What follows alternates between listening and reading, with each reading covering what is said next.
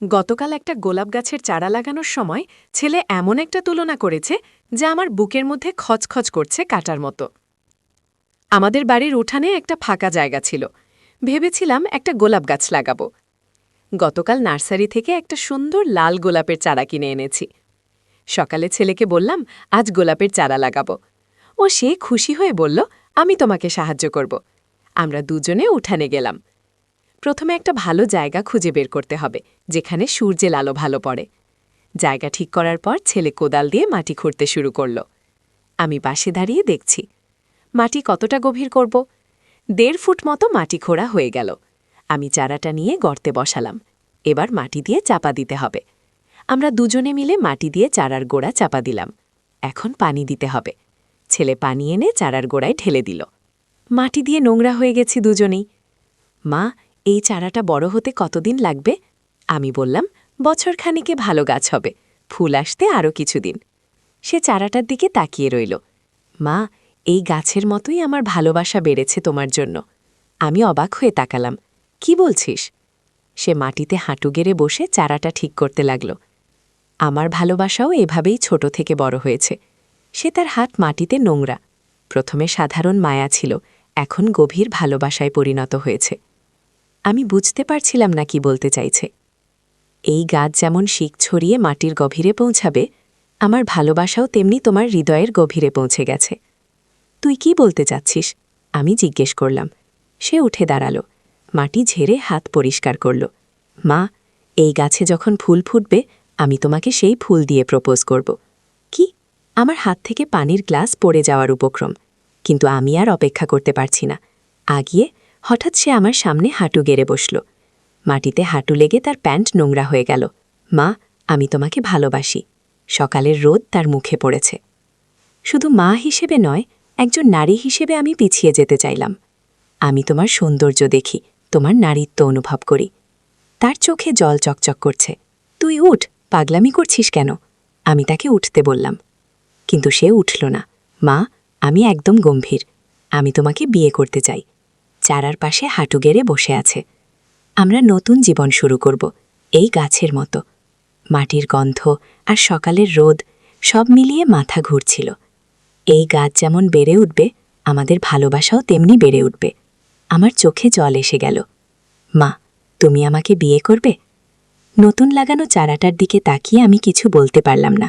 এই গল্পটি সম্পূর্ণ শুনলে আপনাদের পানি অটোমেটিক বের হয়ে যাবে, সো যত দ্রুত সম্ভব হাতের কাছে টিস্যু নিয়ে বসে পড়ুন। বিছানার চাদর যেন নষ্ট না হয় সেটা সম্পূর্ণ খেয়াল রাখার অনুরোধ জানিয়ে গল্পটি এখন শুরু করব।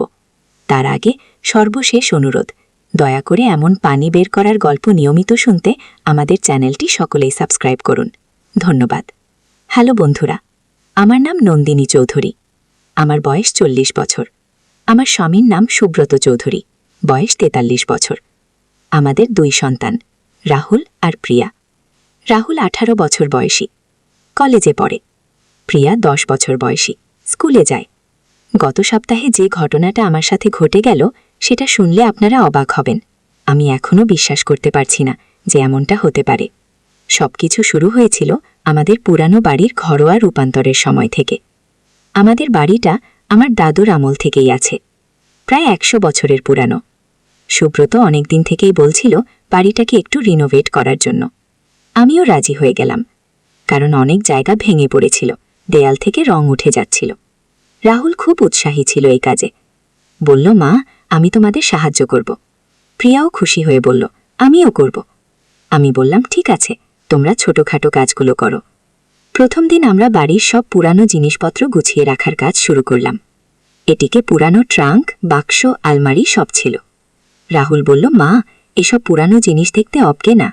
আমি বললাম, তবু একবার দেখে নেই, হয়তো কোনো দামি জিনিস পেয়ে যেতে পারি। আমরা ৩ জনে মিলে এটিকে উঠলাম। ধুলবালিতে ভরা সব জায়গা। প্রিয়া হাসতে লাগল। রাহুল বলল, মা, এখানে মানুষের থাকার মতো জায়গা নেই। আমি বললাম, এখন পরিষ্কার করব। একটা কোণে খুব পুরানো একটা কাঠের ট্রাঙ্ক ছিল, সেটার ওপর অনেক ধুলো জমেছে। রাহুল সেটা পরিষ্কার করে খুলল। ভেতরে কিছু কাগজপত্র, পুরানো ছবি আর কয়েকটা বই ছিল। প্রিয়া বলল, মা, এসব কি? আমি কাগজগুলো দেখলাম, বেশিরভাগই দাদুর আমলের, কিন্তু একটা কাগজ দেখে আমি চমকে গেলাম। সেটা একটা পুরানো মানচিত্র, কিন্তু এমন জায়গার মানচিত্র যেটা আমি আগে কখনো দেখিনি। রাহুল কাগজটা হাতে নিয়ে বলল, মা, এটা কোথাকার ম্যাপ? আমি বললাম, জানি না তো। কাগজের ওপরে একটা খুব ছোট করে লেখা ছিল, গুপ্তধনের সন্ধান। প্রিয়া উৎসাহিত হয়ে বলল, মা, এটা কি ট্রেজার হান্টার ম্যাপ? আমি হাসতে হাসতে বললাম, হতে পারে, তোমার দাদুর আমলে এরকম অনেক কিছু ছিল। রাহুল খুব মনোযোগ দিয়ে ম্যাপটা দেখতে লাগল। মা, এখানে আমাদের বাড়ির ছবিও আছে। দেখ, এই জায়গাটা কি সত্যি আমাদের বাড়ির মতো? একটা বাড়ির ছবি ছিল মানচিত্রে। আমি ম্যাপটা ভালো করে দেখলাম। এতে বিভিন্ন দিকে তীর চিহ্ন দেওয়া ছিল। একটা তীর দিয়ে দেখানো ছিল বাড়ি থেকে পূর্ব দিকে যেতে হবে, তারপর একটা বড় গাছের কাছে যেতে হবে, সেখান থেকে উত্তর দিকে 50 কদম। প্রিয়া লাফিয়ে উঠল, মা, আমরা ট্রেজার হান্ট করব। রাহুলও খুশি হয়ে বলল, হ্যাঁ মা, চল একবার খুঁজে দেখি। আমি ভাবলাম যে ওদের উৎসাহ দেখে মন্দ লাগছে না। বললাম, ঠিক আছে, একবার চেষ্টা করে দেখা যাক। পরের দিন সকালে আমরা 3 জনে মিলে ট্রেজার হান্ট শুরু করলাম। সুব্রত অফিসে গিয়েছিল। আমি ম্যাপটা হাতে নিয়ে বাড়ি থেকে বের হলাম। রাহুল আর প্রিয়া দুজনেই খুব উৎসাহী। প্রথমে আমাদের বাড়ি থেকে পূর্ব দিকে যেতে হবে। আমাদের বাড়ির পূর্ব দিকে একটা ছোট জঙ্গল আছে। আমরা সেদিকে যেতে শুরু করলাম। প্রিয়া বলল, মা, জঙ্গলে যেতে ভয় লাগছে? আমি তার হাত ধরে বললাম, ভয় নেই, আমরা সবাই একসাথে আছি। রাহুল বলল, আমি আগে আগে যাব। আমরা জঙ্গলের ভেতর ঢুকলাম। পুরানো গাছপালা লতা পাতায় ভরা। প্রায় 10 মিনিট হাঁটার পর আমরা একটা বড় বটগাছ দেখতে পেলাম। ম্যাপে যেমন দেখানো ছিল ঠিক তেমনি। প্রিয়া খুশি হয়ে বলল, মা, এটাই সেই গাছ। রাহুল বলল, এখন এই গাছ থেকে উত্তর দিকে 50 কদম যেতে হবে। আমরা কম্পাস দিয়ে উত্তর দিক ঠিক করে 50 কদম গুনতে শুরু করলাম। 1, 2, 3, এভাবে 50 কদম গিয়ে আমরা একটা ছোট পাহাড়ের কাছে পৌঁছালাম। ম্যাপে দেখানো ছিল যে এখানে একটা গুহা আছে। সত্যি, পাহাড়ের গায়ে একটা ছোট গুহা দেখতে পেলাম। প্রিয়া বলল, মা, এখানেই কি ট্রেজার? আমি বললাম, দেখা যাক। রাহুল মোবাইলের টর্চ চালিয়ে গুহার ভেতরে ঢুকল। গুহাটা খুব বেশি গভীর ছিল না। প্রায় 10 ফুট পর একটা দেয়াল, কিন্তু সেখানে কিছুই ছিল না, শুধু কিছু পাথর আর মাটি। প্রিয়া হতাশ হয়ে বলল, মা, কিছু নেই তো? সেও বলল, হয়তো আমরা ভুল জায়গায় এসেছি। ম্যাপটা আবার দেখলাম, সব ঠিক তো আছে। হঠাৎ রাহুল বলল, মা, এই দেয়ালটা অন্যরকম লাগছে। সে দেয়াল টোকা দিল। একটা ফাঁপা আওয়াজ এলো। আমি বললাম, মনে হচ্ছে এই দেয়ালের পেছনে কিছু আছে। আমরা দেয়ালটার চারপাশে খুঁজতে লাগলাম। প্রিয়া হঠাৎ বলল, মা, এখানে একটা পাথর নড়ছে। সত্যি, একটা পাথর একটু নড়ে গেল। রাহুল সেটা টেনে বের করল। পাথরটা বের করার সাথে সাথেই দেয়ালে একটা ছোট ছিদ্র দেখা গেল। সেই ছিদ্র দিয়ে ভেতরে হাত ঢুকিয়ে দেখলাম একটা কাঠের বাক্স স্পর্শ করলাম। উৎসাহিত হয়ে বলল, মা, কিছু একটা আছে। আমি বাক্সটা বের করে আনলাম। ছোট একটা কাঠের বাক্স, ওপরে তালা দেওয়া। প্রিয়া বলল, মা, এই বাক্সেই ট্রেজার। আমি বাক্সটা নিয়ে বললাম, বাড়িতে গিয়ে খোলো। রাহুল বলল, না মা, এখানেই খোলো। আমি বললাম, তালা ভাঙা জিনিস তো নেই। রাহুল তার পকেট থেকে একটা ছোট্ট হাতুড়ি বের করল। বলল, এইটা দিয়ে ভেঙে দিই। আমি বললাম, ঠিক আছে, কিন্তু সাবধানে। তালাটা ভেঙে বাক্স খুলে দেখি ভেতরে কিছু পুরানো কয়েন, একটা হীরার আংটি আর একটা চিঠি আছে। প্রিয়া খুশিতে লাফিয়ে উঠল, মা, সত্যি ট্রেজার। আমি চিঠিটা পড়লাম। সেখানে লেখা ছিল যে এই চিঠি পড়বে সে আমার প্রপিতামহের কেউ একজন হবে। এই সম্পদ তোমার পরিবারের জন্য রেখে গেলাম, কিন্তু মনে রেখো, আসল সম্পদ পরিবারের ভালোবাসা। চিঠিটার নিচে দাদুর স্বাক্ষর ছিল। আমার চোখে জল এসে গেল। রাহুল বলল, মা, প্রপিতামহ কত ভালো ছিলেন। প্রিয়াও বলল, হ্যাঁ মা, উনি আমাদের জন্য এত কিছু রেখে গেছেন। আমরা সম্পদগুলো নিয়ে বাড়িতে ফিরলাম। সুব্রতা অফিস থেকে এসে সব শুনে খুব অবাক হলো। বলল, এটা তো অবিশ্বাস্য। আমি বললাম, হ্যাঁ, আমিও এখনো বিশ্বাস করতে পারছি না। সন্ধ্যায় আমরা সবাই মিলে ট্রেজার হান্টের গল্প করতে লাগলাম। প্রিয়া বলল, মা, আমরা কি আরও ট্রেজার খুঁজে পাবো? রাহুল বলল, হয়তো দাদু আরও কোথাও লুকিয়ে রেখে। আমি বললাম, হতে পারে, তবে আসল কথা হলো আমরা পরিবার হিসেবে একসাথে কাজ করেছি, এটাই সবচেয়ে বড় পাওয়া। সুব্রত বলল, একদম ঠিক বলেছ। এই অভিজ্ঞতা আমাদের পরিবারের বন্ধন আরও দৃঢ় করেছে। পরের কয়েকদিন আমরা বাড়ির রিনোভেশনের কাজ চালিয়ে গেলাম, কিন্তু এবারে অন্যরকম উৎসাহ নিয়ে, যেন আমরা একটা দল হয়ে কাজ করছি। রাহুল আর প্রিয়া দুজনেই খুব সাহায্য করল। একদিন আমরা বাড়ির পেছনের দিকটা পরিষ্কার করছিলাম। সেখানে অনেক পুরানো আগাছা, ভাঙা ইট, পাথর জমেছিল। হঠাৎ প্রিয়া বলল, মা, এখানে মাটির নিচে কিছু শক্ত জিনিস আছে গো। আমি দেখলাম, সত্যি মাটির নিচে কিছু একটা আছে। রাহুল কোদাল দিয়ে খুঁড়তে শুরু করল। একটু পরেই একটা পাথরের স্ল্যাব বের হলো। সেটার উপর কিছু লেখা। আমি ভালো করে দেখে পড়লাম। এখানে শুয়ে আছে আমার প্রিয় কুকুর বন্ধু, নাম টাইগার। তার সাথে কাটানো সুন্দর দিনগুলো কখনো ভুল না। নিচে তারিখ লেখা, 1925। প্রিয়া বলল, মা, এটা কুকুরের কবর। আমি বললাম, হ্যাঁ, তোমার প্রপিতামহের পোষা কুকুরের। রাহুল বলল, উনি কত ভালোবাসতেন পশুদের। আমরা সেই কবরটা সুন্দর করে পরিষ্কার করে রাখলাম। একটা ছোট বাগান বানিয়ে দিলাম চারপাশে। হান্ট করব? রাহুল বলল, হ্যাঁ, হয়তো দাদু আরও কোথাও কিছু লুকিয়ে রেখেছেন। আমি বললাম, হতে পারে, তবে আমাদের প্রথমে পুরো বাড়িটা ভালো করে খোঁজ করতে হবে। সুব্রত বলল, হ্যাঁ, হয়তো আরও কোনো পুরানো কাগজপত্র পাওয়া যাবে গো। পরের দিন রবিবার আমরা আবার অ্যাটিকে উঠলাম। এবারে আরও মনোযোগ দিয়ে সব জিনিস দেখতে লাগলাম। প্রিয়া বলল, মা, এই বইগুলো দেখি। আমি বললাম, হ্যাঁ, দেখো, হয়তো কোনো বইয়ের পাতায় কিছু লেখা আছে। কি রাহুল একটা পুরানো ডায়েরি পেল, সেটার পাতা উল্টিয়ে দেখতে লাগল। মা, এখানে দাদুর হাতের লেখা গো। আমি ডায়েরিটা নিয়ে পড়তে শুরু করলাম। বেশিরভাগ পাতায় দৈনন্দিন কাজকর্মের হিসাব, কিন্তু শেষের দিকে একটা পাতায় লেখা, দ্বিতীয় গুপ্তধন, পুকুরের পাড়ে পুরানো আম গাছের নিচে। কি? প্রিয়া উৎসাহিত হয়ে বলল, মা, আরেকটা ট্রেজার। আমি বললাম, কিন্তু আমাদের তো কোনো পুকুর নেই। কি? রাহুল বলল, মা, হয়তো আগে ছিল, এখন ভরাট হয়ে গেছে গো। আমরা বাড়ির চারপাশে ঘুরে দেখলাম। বাড়ির পেছনে একটা জায়গা আছে, যেটা বাকি জায়গার চেয়ে একটু নিচু, সেখানে মাটি অন্যরকম। রাহুল বলল, মা, এখানেই হয়তো পুকুর ছিল। সেই জায়গায় একটা পুরানো আম গাছ আছে, খুব বড় আর পুরানো। প্রিয়া বলল, মা, এই গাছেরই নিচে ট্রেজার। আমি বললাম, খোঁজ করে দেখা যাক।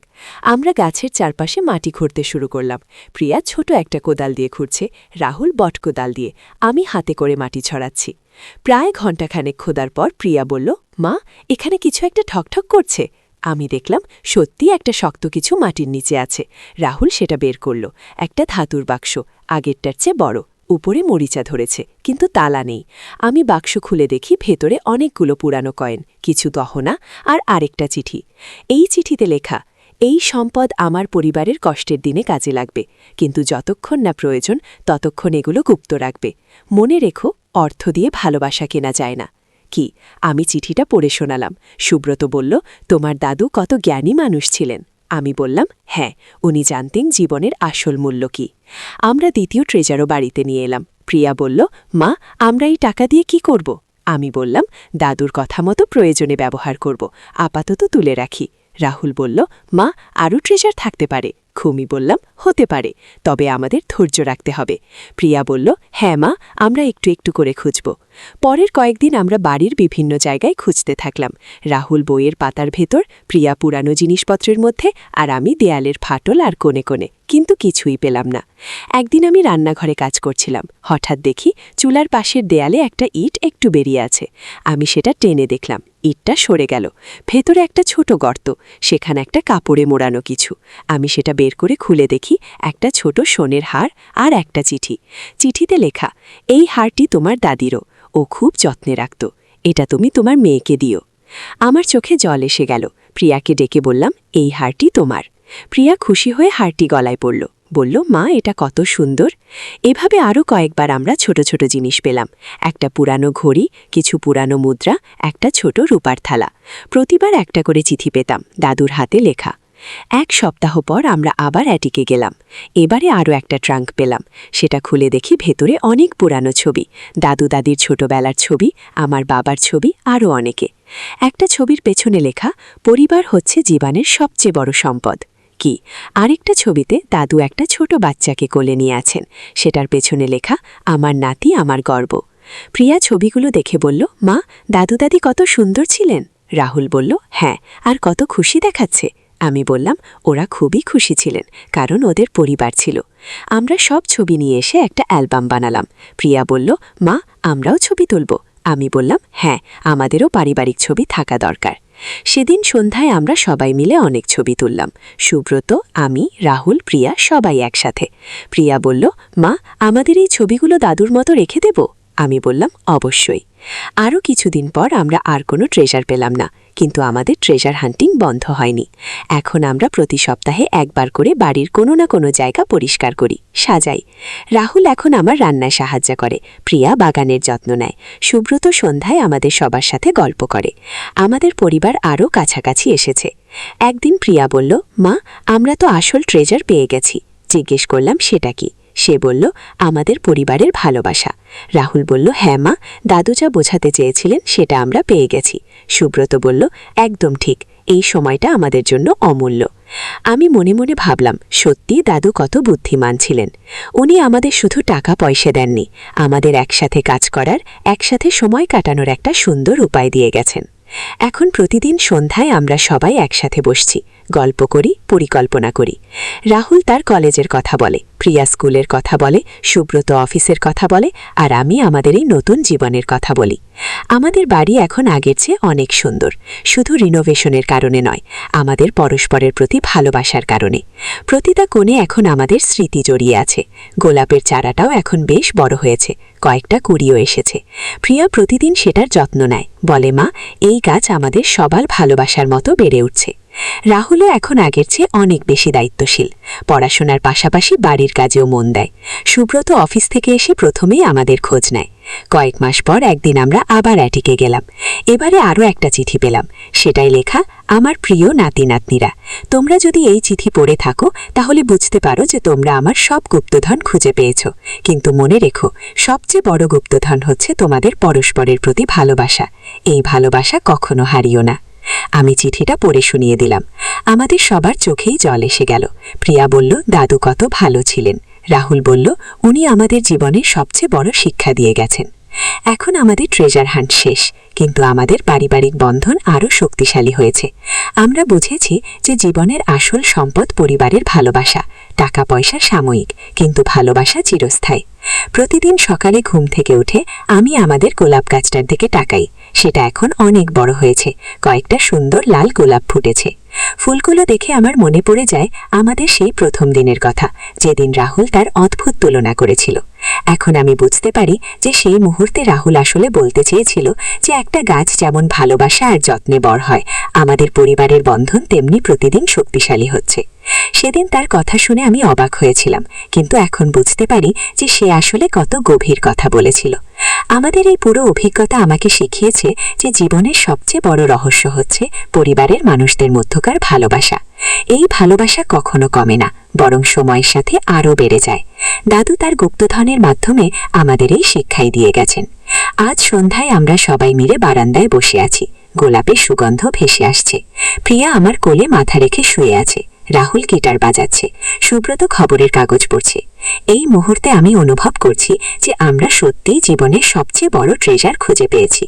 সত্যের সন্ধানে একটি ইসলামিক গল্প। প্রথম অধ্যায়, সন্ধ্যার আজান।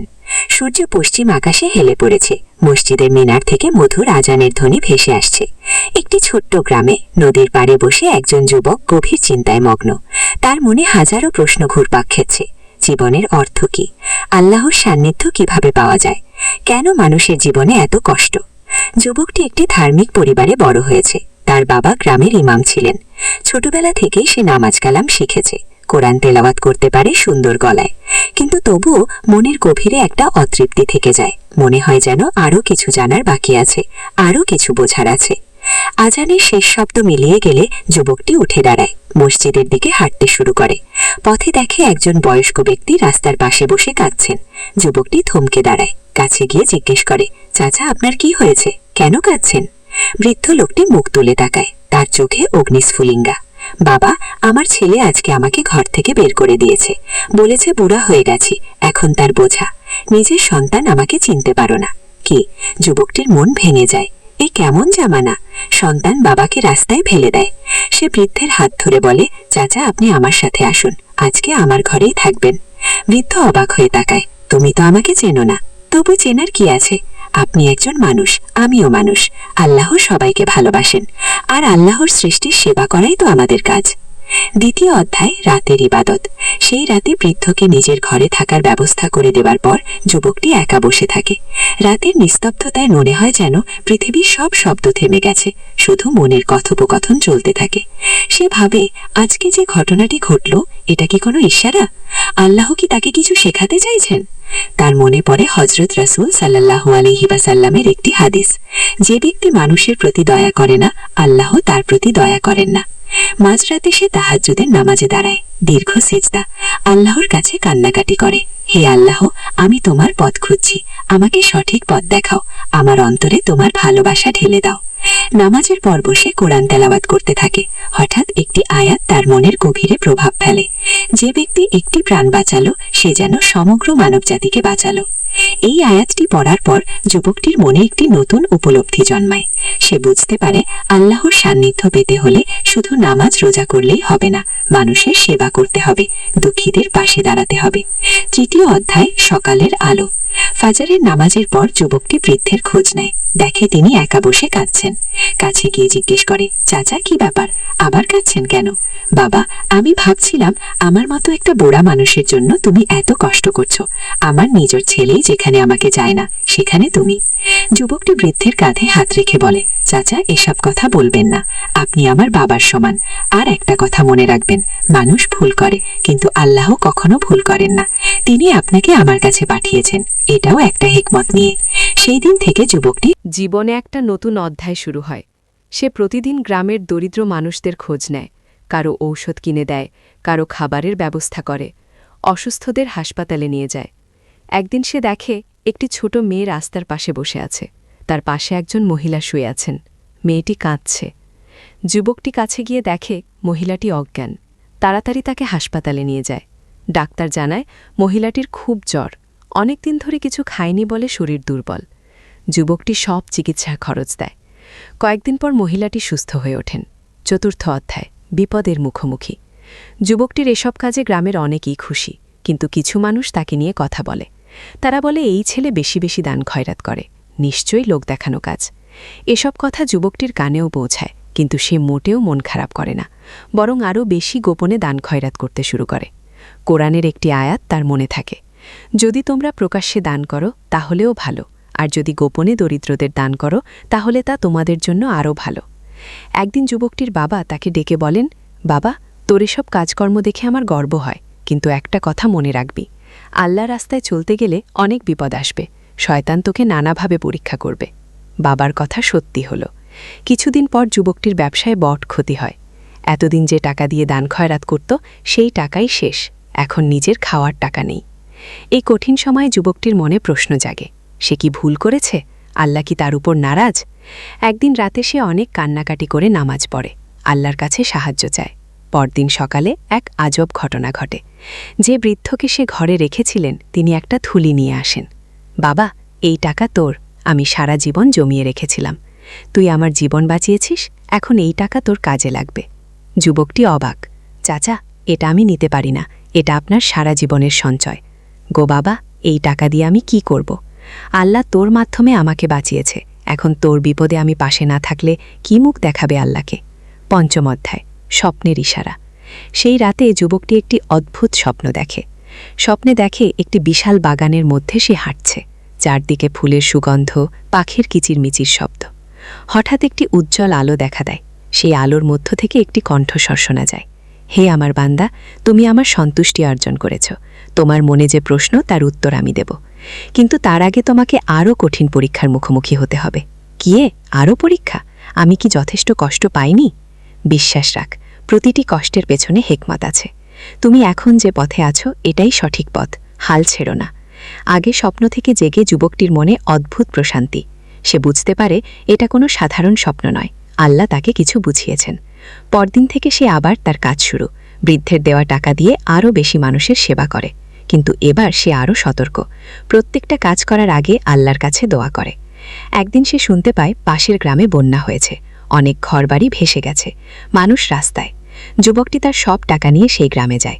3 দিন ধরে বন্যার্থদের সেবা করে, খাবার বিতরণ করে, অসুস্থদের ডাক্তার দেখায়। ষষ্ঠ অধ্যায় মহাপরীক্ষা। বন্যার্থদের সেবা করে ফিরে আসার পর যুবকটি অসুস্থ হয়ে পড়ে। 3 দিন ভেজা কাপড়ে থাকার ফলে তার ঠান্ডা লেগেছে, জ্বরও এসেছে, কিন্তু ডাক্তার দেখানোর টাকা নেই। এই অবস্থায় একদিন রাতে তার অবস্থা খারাপ হয়ে যায়। জ্বরে বুক ছাই করছে, নিঃশ্বাস নিতে কষ্ট হচ্ছে। যুবকটি ভাবে এই বুঝি আমার শেষ সময় এসে গেল, কিন্তু সে হাল ছাড়ে না, মনে মনে আল্লাহর কাছে দোয়া করতে থাকে, হে আল্লাহ, যদি আমার মৃত্যুর সময় এসে থাকে তাহলে আমি রাজি, কিন্তু একটা কথা, আমি যা কিছু করেছি তা শুধুমাত্র তোমার সন্তুষ্টির জন্য। আমার কোনো রিয়া বা লোক দেখানোর মনোভাব থেকে থাকলে তুমি আমাকে ক্ষমা করগো। এভাবে দোয়া করতে করতে তার চোখে ঘুম এসে যায়। স্বপ্নে আবার সেই উজ্জ্বল আলো দেখে। এবার আলোর মধ্য থেকে কণ্ঠস্বর শোনা যায়, তুমি পরীক্ষায় পাশ করেছ, তোমার অন্তর খাঁটি, এখন তোমার কাজ বাড়ানোর সময় এসেছে। সপ্তম অধ্যায়, নতুন শুরু। সকালে যুবকটির জ্বর কমে যায়, শরীরেও শক্তি ফিরে আসে। সে বুঝতে পারে আল্লাহ তাকে সুস্থ করেছেন, কিন্তু কেন? এর পেছনে নিশ্চয়ই কোনো উদ্দেশ্য আছে। কয়েকদিন পর একটি ঘটনা ঘটে যা তার জীবনকে সম্পূর্ণ বদলে দেয়। গ্রামে একটি ধনী ব্যবসায়ী আসেন। তিনি যুবকটির সেবার কথা শুনেছেন, তার কাছে একটি প্রস্তাব নিয়ে আসেন। তুমি যেভাবে মানুষের সেবা করো তা দেখে আমার মন ছুঁয়ে গেছে। আমি একটি বড় দাতব্য সংস্থা খুলতে চাই। তুমি যদি এর দায়িত্ব নাও তাহলে অনেক বেশি মানুষের সেবা করতে পারবে। যুবকটি প্রথমে দ্বিধায় পড়ে, এত বড় দায়িত্ব সে নিতে পারবে কি? পরে সে রাজি হয়ে যায়, কারণ এটাই তো তার স্বপ্ন ছিল, আরও বেশি মানুষের সেবা করা। সংস্থা চালু হওয়ার পর যুবকটি দেখে আসলেই অনেক বেশি মানুষের উপকার হচ্ছে। গ্রামে একটি হাসপাতাল হয়েছে, একটি স্কুল হয়েছে, দরিদ্র মেয়েদের জন্য কারিগরি প্রশিক্ষণের ব্যবস্থা হয়েছে। কিন্তু এসবের মধ্যেই যুবকটি আল্লাহর কথা ভুলে যায় না। প্রতিদিন তাহাজ্জুদ পড়ে, কোরআন তেলাওয়াত করে, আল্লাহর কাছে দোয়া করে যেন তার মনে রিয়া না আসে। অষ্টম অধ্যায়, নতুন চ্যালেঞ্জ। দাতব্য সংস্থা চালু হওয়ার কয়েক মাস পর যুবকটি দেখে কিছু কর্মচারী দুর্নীতি করছে। তারা দরিদ্রদের জন্য বরাদ্দ টাকা নিজেদের পকেটে ভরছে। এটা দেখে যুবকটির মন খারাপ হয়। সে ঠিক করে এসব বন্ধ করতে হবে, কঠোর হাতে দুর্নীতিবাজদের শাস্তি দিতে হবে। কিন্তু এ কাজ করতে গিয়ে তাকে অনেকের শত্রুতার সম্মুখীন হতে হয়। যারা দুর্নীতি করত তারা তার বিরুদ্ধে ষড়যন্ত্র শুরু করে। একদিন পুলিশ এসে যুবকটিকে গ্রেফতার করে। অভিযোগ, সে নাকি সংস্থার টাকা আত্মসাৎ করেছে। যুবকটি জানে এটা মিথ্যে অভিযোগ, কিন্তু প্রমাণ করার উপায় নেই। জেলে বসে যুবকটির মনে আবার সেই পুরানো প্রশ্ন জাগে, সে কি ভুল পথে? আল্লাহ কি তার উপর নারাজ? কিন্তু এবার সে হতাশ হয় না, বরং আরও বেশি নামাজ পড়ে, কোরআন তেলাওয়াত করে। জেলের অন্য কয়েদিরা তাকে দেখে অবাক হয়, এত বিপদেও সে কিভাবে এত শান্ত থাকে। যুবকটি তাদের বলে আল্লাহর উপর ভরসা রাখলে কোনো বিপদই বড় মনে হয় না। নবম অধ্যায়, সত্যের বিজয়। জেলে থাকার 2 মাস পর একটি অলৌকিক ঘটনা ঘটে। যে বৃদ্ধকে যুবকটি একসময় সাহায্য করেছিল তিনি সত্যি ঘটনা জানতে পেরে আদালতে সাক্ষ্য দেন। তিনি প্রমাণ করেন যে যুবকটি নিজের টাকা খরচ করে মানুষের সেবা করত। তাকে মিথ্যে মামলায় ফাঁসানো হয়েছে। আদালত যুবকটিকে নির্দোষ বলে রায় দেয়, তাকে মুক্তি দেওয়া হয়। কিন্তু এত কিছুর পরও যুবকটি যারা তার বিরুদ্ধে ষড়যন্ত্র করেছিল তাদের প্রতি কোনো রাগ রাখে না, বরং তাদের ক্ষমা করে দেয়। মুক্তি পাওয়ার পর যুবকটি আবার তার কাজে ফিরে যায়, কিন্তু এবার সে আরও সাবধান, সৎ লোকদের সাথে নিয়ে কাজ করে, দুর্নীতির বিরুদ্ধে কঠোর ব্যবস্থা নেয়। কিছুদিনের মধ্যেই দাতব্য সংস্থা আগের চেয়েও ভালো কাজ করতে শুরু করে, আরও বেশি মানুষের উপকার হয়। গ্রামের চেহারাই বদলে যায়, দরিদ্রতা কমে আসে, শিক্ষার হার বাড়ে। দশম অধ্যায়, জীবনের উপলব্ধি। এভাবে কয়েক বছর চলার পর যুবকটি একদিন বসে ভাবে, জীবনে তার কত পরিবর্তন হয়েছে। ছোটবেলায় যে প্রশ্নগুলো তার মনে ছিল সেগুলোর উত্তর এখন সে পেয়ে গেছে। জীবনের অর্থ কী? সেবা করা, মানুষের উপকার করা, আল্লাহর সৃষ্টির প্রতি ভালোবাসা দেখানো। আল্লাহর সান্নিধ্য কিভাবে পাওয়া যায়? শুধু নামাজ কালাম নয়, মানুষের কাজেও আসতে হয়, দুঃখীদের দুঃখ দূর করতে হয়। কেন মানুষের জীবনে কষ্ট আসে? এটা পরীক্ষা। আল্লাহ দেখেন কে তার বিপদে ধৈর্য ধরে, কে তাকে ভুলে যায় না। যুবকটি এখন আর আগের মতো নয়, তার চুলে পাক ধরেছে, চেহারায় অভিজ্ঞতার ছাপ, কিন্তু মনটা আগের মতোই পবিত্র, আল্লাহর প্রতি ভালোবাসায় ভরা। সে এখন গ্রামের মানুষের কাছে একটি আদর্শ। ছোট ছেলেমেয়েরা তাকে দেখে অনুপ্রেরণা পায়, বয়স্করা তার কাছে পরামর্শ নিতে আসে। একাদশ অধ্যায়, নতুন প্রজন্মের দায়িত্ব। একদিন যুবকটি এখন আর যুবক নয়, মধ্যবয়স্ক। দেখে গ্রামের কয়েকটি তরুণ তার কাছে এসেছে। তারা বলে, চাচা, আমরাও আপনার মতো মানুষের সেবা করতে চাই, কিন্তু কোথা থেকে শুরু করব? এই প্রশ্ন শুনে তার মনে পড়ে যায় নিজের যুবকালের কথা। সেও তো একসময় এমনি হাত বেরিয়েছে, পথ খুঁজেছে। সে তরুণদের বলে, তোমরা প্রথমে নিজেদের অন্তর পরিষ্কার করো, নামাজ কালাম ঠিক রাখ, তারপর চোখ খুলে চারপাশে তাকাও, দেখবে হাজারো মানুষের সাহায্যের প্রয়োজন। ছোট থেকে শুরু করো, একটি মানুষের উপকার করো, আল্লাহ তোমাদের আরও সুযোগ দেবেন। তরুণরা তার কথা মনোযোগ দিয়ে শোনে। তারা একটি দল গঠন করে, নাম দেয় কুশেবা সংঘ। প্রতি শুক্রবার তারা গ্রামের দরিদ্র পরিবারগুলোর খোঁজ নেয়, অসুস্থদের দেখতে যায়, পড়াশোনায় পিছিয়ে পড়া ছেলেমেয়েদের পড়ায়। এই কাজে তাদের উৎসাহ দেখে মধ্যবয়স্ক লোকটির আগের যুবক মন আনন্দে ভরে যায়। সে ভাবে, আলহামদুলিল্লাহ, আল্লাহ আমার কাজকে এগিয়ে নিয়ে যাওয়ার জন্য নতুন মানুষ পাঠিয়েছেন। দ্বাদশ অধ্যায়, পরীক্ষার নতুন রূপ। কিন্তু জীবনে পরীক্ষা কখনো শেষ হয় না। মধ্যবয়স্ক লোকটির উপর এসে পড়ে নতুন বিপদ। তার স্ত্রী গুরুতর অসুস্থ হয়ে পড়েন, ক্যান্সার ধরা পড়েছে। ডাক্তাররা বলছেন অপারেশন করাতে হবে, কিন্তু খরচ অনেক। এতদিন সে অন্যদের সাহায্য করেছে, এখন নিজের সময় এলে সে কি করবে? দাতব্য সংস্থার টাকা তো নিজের কাজে ব্যবহার করা যায় না। এই কঠিন সময়ে তার মনে হতাশা আসে, কিন্তু সে আল্লাহর উপর ভরসা রাখে। প্রতিদিন তাহাজ্জুদে উঠে স্ত্রীর সুস্থতার জন্য দোয়া করে। একদিন অলৌকিক ঘটনা ঘটে।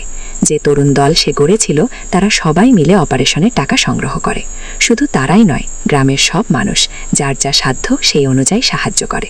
চাচা, আপনি আমাদের সবার বাবার মতো, আপনার বিপদে আমরা পাশে না থাকলে কেমন হয়? তরুণদের এই কথা শুনে তার চোখে জল এসে যায়। অপারেশন সফল হয়, স্ত্রী সুস্থ হয়ে ওঠেন। এই ঘটনার পর লোকটি আরও গভীরভাবে উপলব্ধি করে, দেওয়াতেই পাওয়া।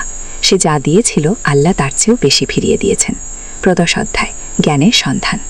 স্ত্রী সুস্থ হওয়ার পর লোকটি ভাবে তাকে আরও জ্ঞান অর্জন করতে হবে। শুধু সেবা করলেই হবে না, মানুষকে সঠিক পথও দেখাতে হবে। সে দিনই ইলম অর্জনের জন্য শহরের একটি মাদ্রাসায় ভর্তি হয়। সেখানে কোরআন হাদিসের গভীর অধ্যয়ন করে, আরবি ভাষা শেখে, ইসলামের ইতিহাস পড়ে। মাদ্রাসায় তার সাথে পরিচয় হয় এক বয়স্ক আলেমের সাথে। তিনি লোকটির আন্তরিকতা দেখে খুশি হন। একদিন বলেন, তুমি ঠিক পথে আছো, কিন্তু মনে রেখো, জ্ঞান অর্জনের উদ্দেশ্য হতে হবে আল্লাহর সন্তুষ্টি। যদি লোক দেখানোর জন্য বা নিজেকে বড় প্রমাণ করার জন্য জ্ঞান অর্জন করো, তাহলে সেই জ্ঞান তোমার জন্য অভিশাপ হবে। এ কথা শুনে লোকটি আরও সতর্ক হয়ে যায়। সে আল্লাহর কাছে দোয়া করে যেন তার মনে অহংকার না আসে। 2 বছর অধ্যয়নের পর সে গ্রামে ফিরে আসে। এখন তার গানের সাথে সাথে বাস্তব অভিজ্ঞতাও আছে। সে গ্রামে একটি ছোট মক্তব খোলে, ছেলেমেয়েদের কোরআন শেখায়, বড়দের ইসলামের প্রকৃত শিক্ষা দেয়। তার শিক্ষায় কোনো কঠোরতা নেই, সবকিছু ভালোবাসা আর দয়ার সাথে বোঝায়। ফলে মানুষ তার কাছ থেকে ইসলাম শিখতে আগ্রহী হয়। চতুর্দশ অধ্যায়, বিশ্বাসের দ্বন্দ্ব। একদিন গ্রামে একটি অন্য ধর্মের পরিবার আসে। তাদের ধর্মীয় বিশ্বাস আলাদা। গ্রামের কিছু মানুষ তাদের নিয়ে নেগেটিভ কথাবার্তা বলতে শুরু করে। লোকটি এই অবস্থা দেখে চিন্তিত হন। সে মনে করে, ইসলাম তো সকল মানুষের প্রতি দয়া আর ভালোবাসার শিক্ষা দেয়, কাউকে ঘৃণা করার শিক্ষা দেয় না। সে সিদ্ধান্ত নেয় নতুন পরিবারটির সাথে দেখা করার। তাদের বাড়িতে গিয়ে দেখে তারা খুবই ভালো মানুষ, সৎ পরিশ্রমী। তাদের সাথে কথা বলে বুঝতে পারে তারা শুধু ধর্মের দিক থেকে আলাদা, মানবিক গুণাবলীর দিক থেকে একই। লোকটি তাদের সাথে বন্ধুত্ব করে। তাদের যখন কোনো সাহায্যের প্রয়োজন হয়, সে এগিয়ে যায়। এই দেখে গ্রামের অন্য মানুষেরা অবাক হয়। একদিন কেউ তাকে জিজ্ঞেস করে, আপনি তো মুসলমান, তাহলে অন্য ধর্মের মানুষদের এত সাহায্য করেন কেন? লোকটি হেসে উত্তর দেয়, ইসলাম আমাকে শিখিয়েছে সকল মানুষকে ভালোবাসতে। কোরআনে আল্লাহ বলেছেন, তোমরা মানুষের মধ্যে ন্যায় বিচার করো। এখানে শুধু মুসলমানদের কথা বলা হয়নি, সকল মানুষের কথা বলা হয়েছে। তারই আচরণ দেখে গ্রামের মানুষেরা ইসলামের প্রকৃত সৌন্দর্য উপলব্ধি করে। তারা বুঝতে পারে সত্যিকারের ধার্মিক মানুষ কেমন হয়। পঞ্চদশ অধ্যায়, প্রজ্ঞার ফসল। বছরের পর বছর এভাবে কাটানোর পর লোকটি এখন একজন জ্ঞানী ব্যক্তিতে পরিণত হয়েছেন। তার চুল পেকে গেছে, চেহারায় প্রজ্ঞার ছাপ, কিন্তু মনটা এখনও তরুণের মতো উৎসাহী। গ্রামের মানুষ যে কোনো সমস্যায় তার কাছে আসে। সে ধৈর্য ধরে সবার কথা শুনে কোরআন হাদিসের আলোকে সমাধান দেয়, কিন্তু কখনো কাউকে জোর করে কিছু মানতে বলে না। তার একটি নিয়ম আছে, প্রতিদিন সকালে উঠে তাহাজ্জুদ পড়ার পর একটু বসে আত্মপর্যালোচনা করেন। নিজের কাজকর্ম নিয়ে চিন্তা করেন, কোথাও কোনো ভুল হয়েছে কিনা দেখেন। একদিন এই আত্মপর্যালোচনার সময় তার মনে পড়ে যায় যুবকালের সেই প্রশ্নগুলোর কথা। আজ তিনি স্পষ্ট দেখতে পাচ্ছেন, জীবনের সব প্রশ্নের উত্তর একটাই, আল্লাহ সন্তুষ্টি অর্জন। আর আল্লাহ সন্তুষ্টি অর্জনের পথও একটাই, তার সৃষ্টির সেবা করা, নিজেকে পবিত্র রাখা, সৎ থাকা, মানুষের কল্যাণে কাজ করা। ষোড়শ অধ্যায়, উত্তরাধিকার। তিনি এখন ভাবেন, তারপরে কি হবে? তার কাজগুলোকে এগিয়ে নিয়ে যাবে। এই চিন্তা করে তিনি যুব সমাজের উপর আরও বেশি নজর দেন। যে তরুণ দল তিনি গড়েছিলেন, তারা এখন পরিণত হয়েছে। তাদের কেউ ডাক্তার হয়েছে, কেউ ইঞ্জিনিয়ার, কেউ শিক্ষক, কিন্তু সবাই তাদের নিজ নিজ ক্ষেত্রে সৎ থেকে মানুষের সেবা করছে। একদিন তিনি তাদের সবাইকে ডেকে বলেন, তোমরা এখন বিভিন্ন পেশায় আছো, কিন্তু মনে রেখো, যে পেশাতেই থাক না কেন, তোমাদের প্রথম পরিচয় তোমরা আল্লাহর বান্দা, দ্বিতীয় পরিচয় তোমরা মানবতার সেবক। তরুণরা তার কথায় অনুপ্রাণিত হয়। তারা প্রতিজ্ঞা করে তারা যে যেখানেই থাকুক না কেন মানুষের কল্যাণে কাজ করে যাবে। ডাক্তার হওয়া ছেলেটি বলে, চাচা, আমি দরিদ্রদের বিনা পয়সায় চিকিৎসা করব। গো ইঞ্জিনিয়ার হওয়া ছেলেটি বলে, আমি গ্রামাঞ্চলের রাস্তাঘাট, স্কুল, কলেজ তৈরি করব। শিক্ষক হওয়া মেয়েটি বলে, আমি দরিদ্র পরিবারের মেয়েদের বিনা পয়সায় পড়াব। এসব শুনে বৃদ্ধের মন আনন্দে ভরে যায়। তিনি বুঝতে পারেন তার জীবনের কাজ সফল হয়েছে। তিনি একদল সৎ, দেশপ্রেমিক তরুণ তৈরি করতে পেরেছেন। সপ্তমাস অধ্যায়, জীবনের সন্ধ্যা। বৃদ্ধ হয়ে যাওয়ার পর তিনি সক্রিয় কাজকর্ম কমিয়ে দেন। বেশিরভাগ সময় ইবাদত বন্দেগীতে কাটান। কোরআন তেলাওয়াত করেন, হাদিস অধ্যয়ন করেন, তরুণদের পরামর্শ দেন। তার স্ত্রী তাকে একদিন বলেন, আপনি সারা জীবন অন্যদের সেবা করেছেন, এখন একটু নিজের জন্য সময় দিন। তিনি হেসে উত্তর দেন, জীবনের এই বয়সে এসে আমি বুঝেছি অন্যদের সেবা করাটাই নিজের সবচেয়ে বড় সেবা। আল্লাহর সন্তুষ্টি অর্জন করাটাই জীবনের সবচেয়ে বড় পাওয়া। তিনি এখন প্রতিদিন দীর্ঘ সময় ধরে দোয়া করেন, নিজের জন্য, পরিবারের জন্য, গ্রামবাসীর জন্য, দেশের জন্য, সমগ্র মুসলিম উম্মার জন্য। একদিন তাহাজ্জুদের সময় তিনি আল্লাহর কাছে দোয়া করেন, হে আল্লাহ, আমার জীবনে যত ভুল ত্রুটি হয়েছে সব ক্ষমা করে দাও।